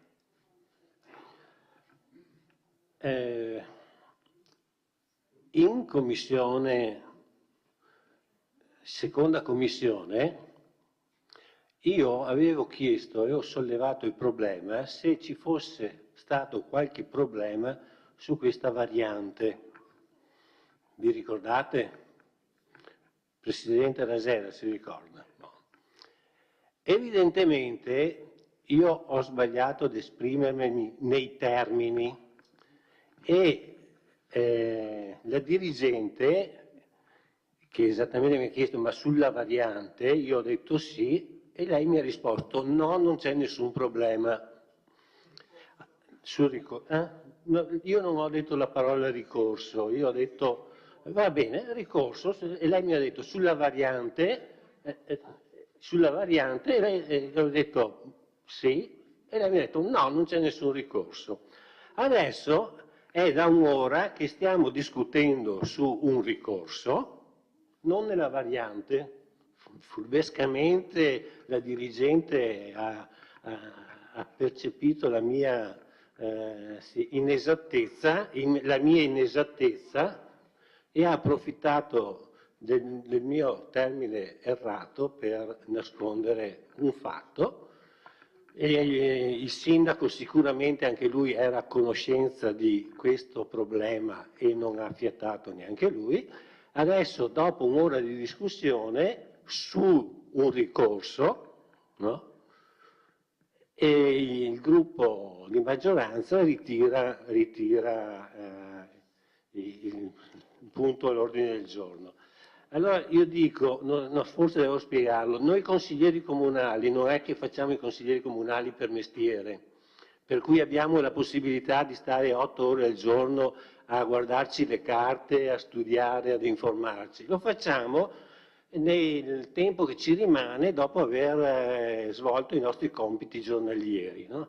Per cui se un consigliere comunale non è così preciso ed esatto, secondo me, chi è preposto alla dirigenza e lo fa per lavoro dovrebbe avere l'intelligenza di capire la situazione dei consiglieri comunali, di capire la finezza, così magari questa discussione l'avremmo fatta in commissione e probabilmente non saremmo arrivati a questo punto che voi vi trovate a dover ritirare il punto dell'ordine del giorno. E secondo me questo non fa onore a chi amministra e chi si è comportato in questo modo in commissione. Detto questo, noi dichiariamo il nostro... Dobbiamo esprimerci sul ritiro, siamo favorevoli al ritiro. Gruppo DUS, prego. No, lascio prima la parola al Presidente della Commissione, che così, visto che l'aveva prenotato, se non sbaglio, no? Ah, non ha prenotato. Ah, no, ok, vabbè. Allora intervengo. Prego. Grazie, Presidente. Naturalmente siamo contenti del fatto che abbiate accolto questa nostra proposta di ritiro del punto. Credo che sia in termini prudenziali un bene per tutti, anche per le casse dei cittadini, visto che poi abbiamo visto che i ricorsi vengono fatti giustamente dai privati e alle volte succede che i privati vincono e ci dobbiamo accollare le spese, per cui è giusto muoversi sempre in termini prudenziali, visto che stiamo parlando della cosa di tutti. Per cui questo è concludo qui la prima parte della mia dichiarazione. Aggiungo una cosetta.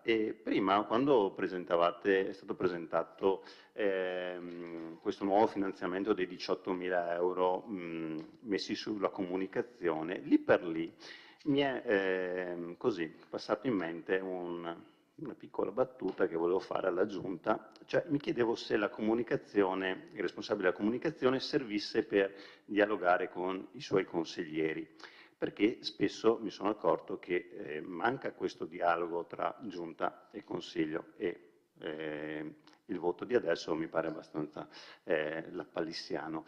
E quindi mi domandavo, magari questo responsabile della comunicazione serve per agevolare un po' questo flusso di informazioni che spesso viene interrotto. Ecco, magari può Sindaco decidere di investire una parte di questo denaro anche per la comunicazione tra Giunta e Consiglio o tra consiglieri stessi, e magari eviteremo poi di trovarci in Consiglio a ritirare i punti. Grazie. Consigliere Varaschin. Grazie Presidente, sono venuto a conoscenza questa sera che questo ricorso implica anche il discorso della variante, quindi sono favorevole al ritiro.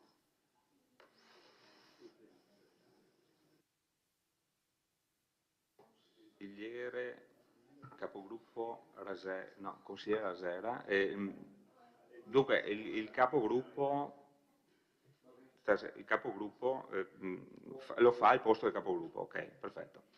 Sì, ritengo anch'io che sia prudenziale ritirare questo punto, chiaramente di questo contenzioso neanche io, Presidente della Commissione, ero informato, quindi ritengo sia giusto e doveroso anche ritirarlo. Grazie, consigliere Rasera. Consigliere De Antoni. Sì, prendo atto con soddisfazione della richiesta di rinviare l'argomento fatta dal capogruppo di maggioranza, e non solo perché c'è il ricorso al TAR, ma anche perché questa variante, come abbiamo detto in più occasioni, era proprio difficile da digerire e da accettare. E quindi grazie a questo ricorso al TAR, grazie ai proprietari dei terreni, siamo riusciti a fermare un atto che comunque dal punto di vista dell'interesse pubblico non aveva grandi cose positive, insomma. Quindi preannuncio anch'io il mio voto favorevole. Grazie. Ora mettiamo ai voti il ritiro del punto all'ordine del giorno. Un secondo che...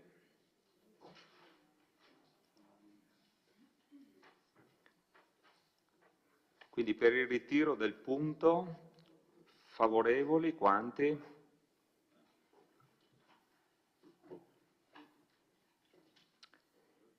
Allora, per il ritiro del punto, favorevoli 13, contrari 0, astenuti 1, e quindi il punto viene ritirato. Il sindaco astenuto.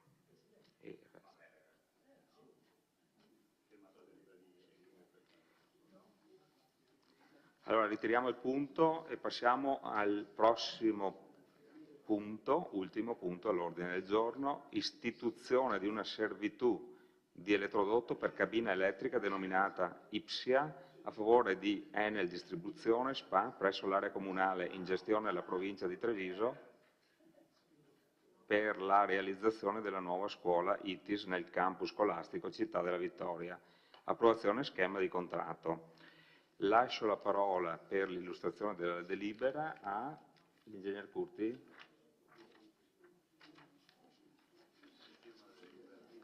Prego, ingegnere.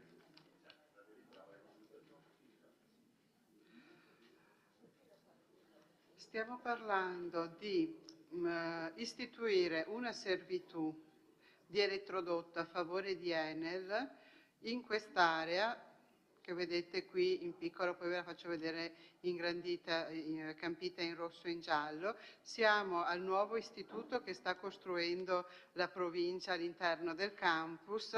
Nell'ambito dei lavori ha realizzato una nuova cabina elettrica, ora è nel distribuzione per poter utilizzare la cabina e quindi fornire di energia elettrica alla scuola, necessita che sulla cabina stessa venga istituita una servitù di elettrodotto.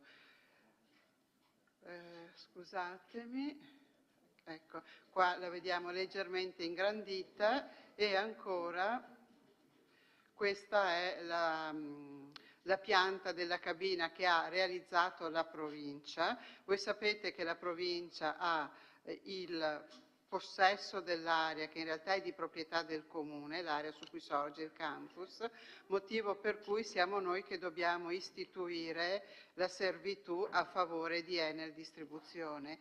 Di tutta la cabina che è partita in 3 locali, i 2 locali utenza e misure rimangono in uso alla provincia, mentre Enel Distribuzione utilizzerà quest'ultimo locale e l'area in giallo attorno, che in pratica è rispetto al locale una profondità di 2 metri, che serve ad Enel per poter accedere e avere degli spazi di manovra. Quindi quello che noi andiamo a istituire è questa servitù, dopodiché la manutenzione del fabbricato e quant'altro rimangono invece in capo alla provincia, la quale già ha in capo tutta la gestione dei fabbricati e dell'area su cui sorge il campus scolastico. Grazie ingegnere. Apriamo la discussione, prego.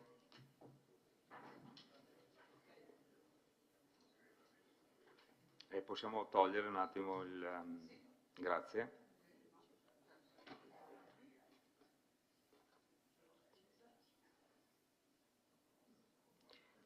Qualche intervento? O passiamo in votazione direttamente? Dichiarazione di voto? Niente. Passiamo in votazione.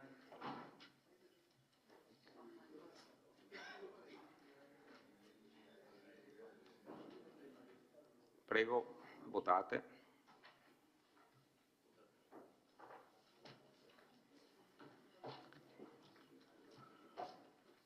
Bene, allora la delibera è approvata con favorevoli 15, contrari 0, astenuti 0, unanimità. Fermi per la immediata eseguibilità? Votate.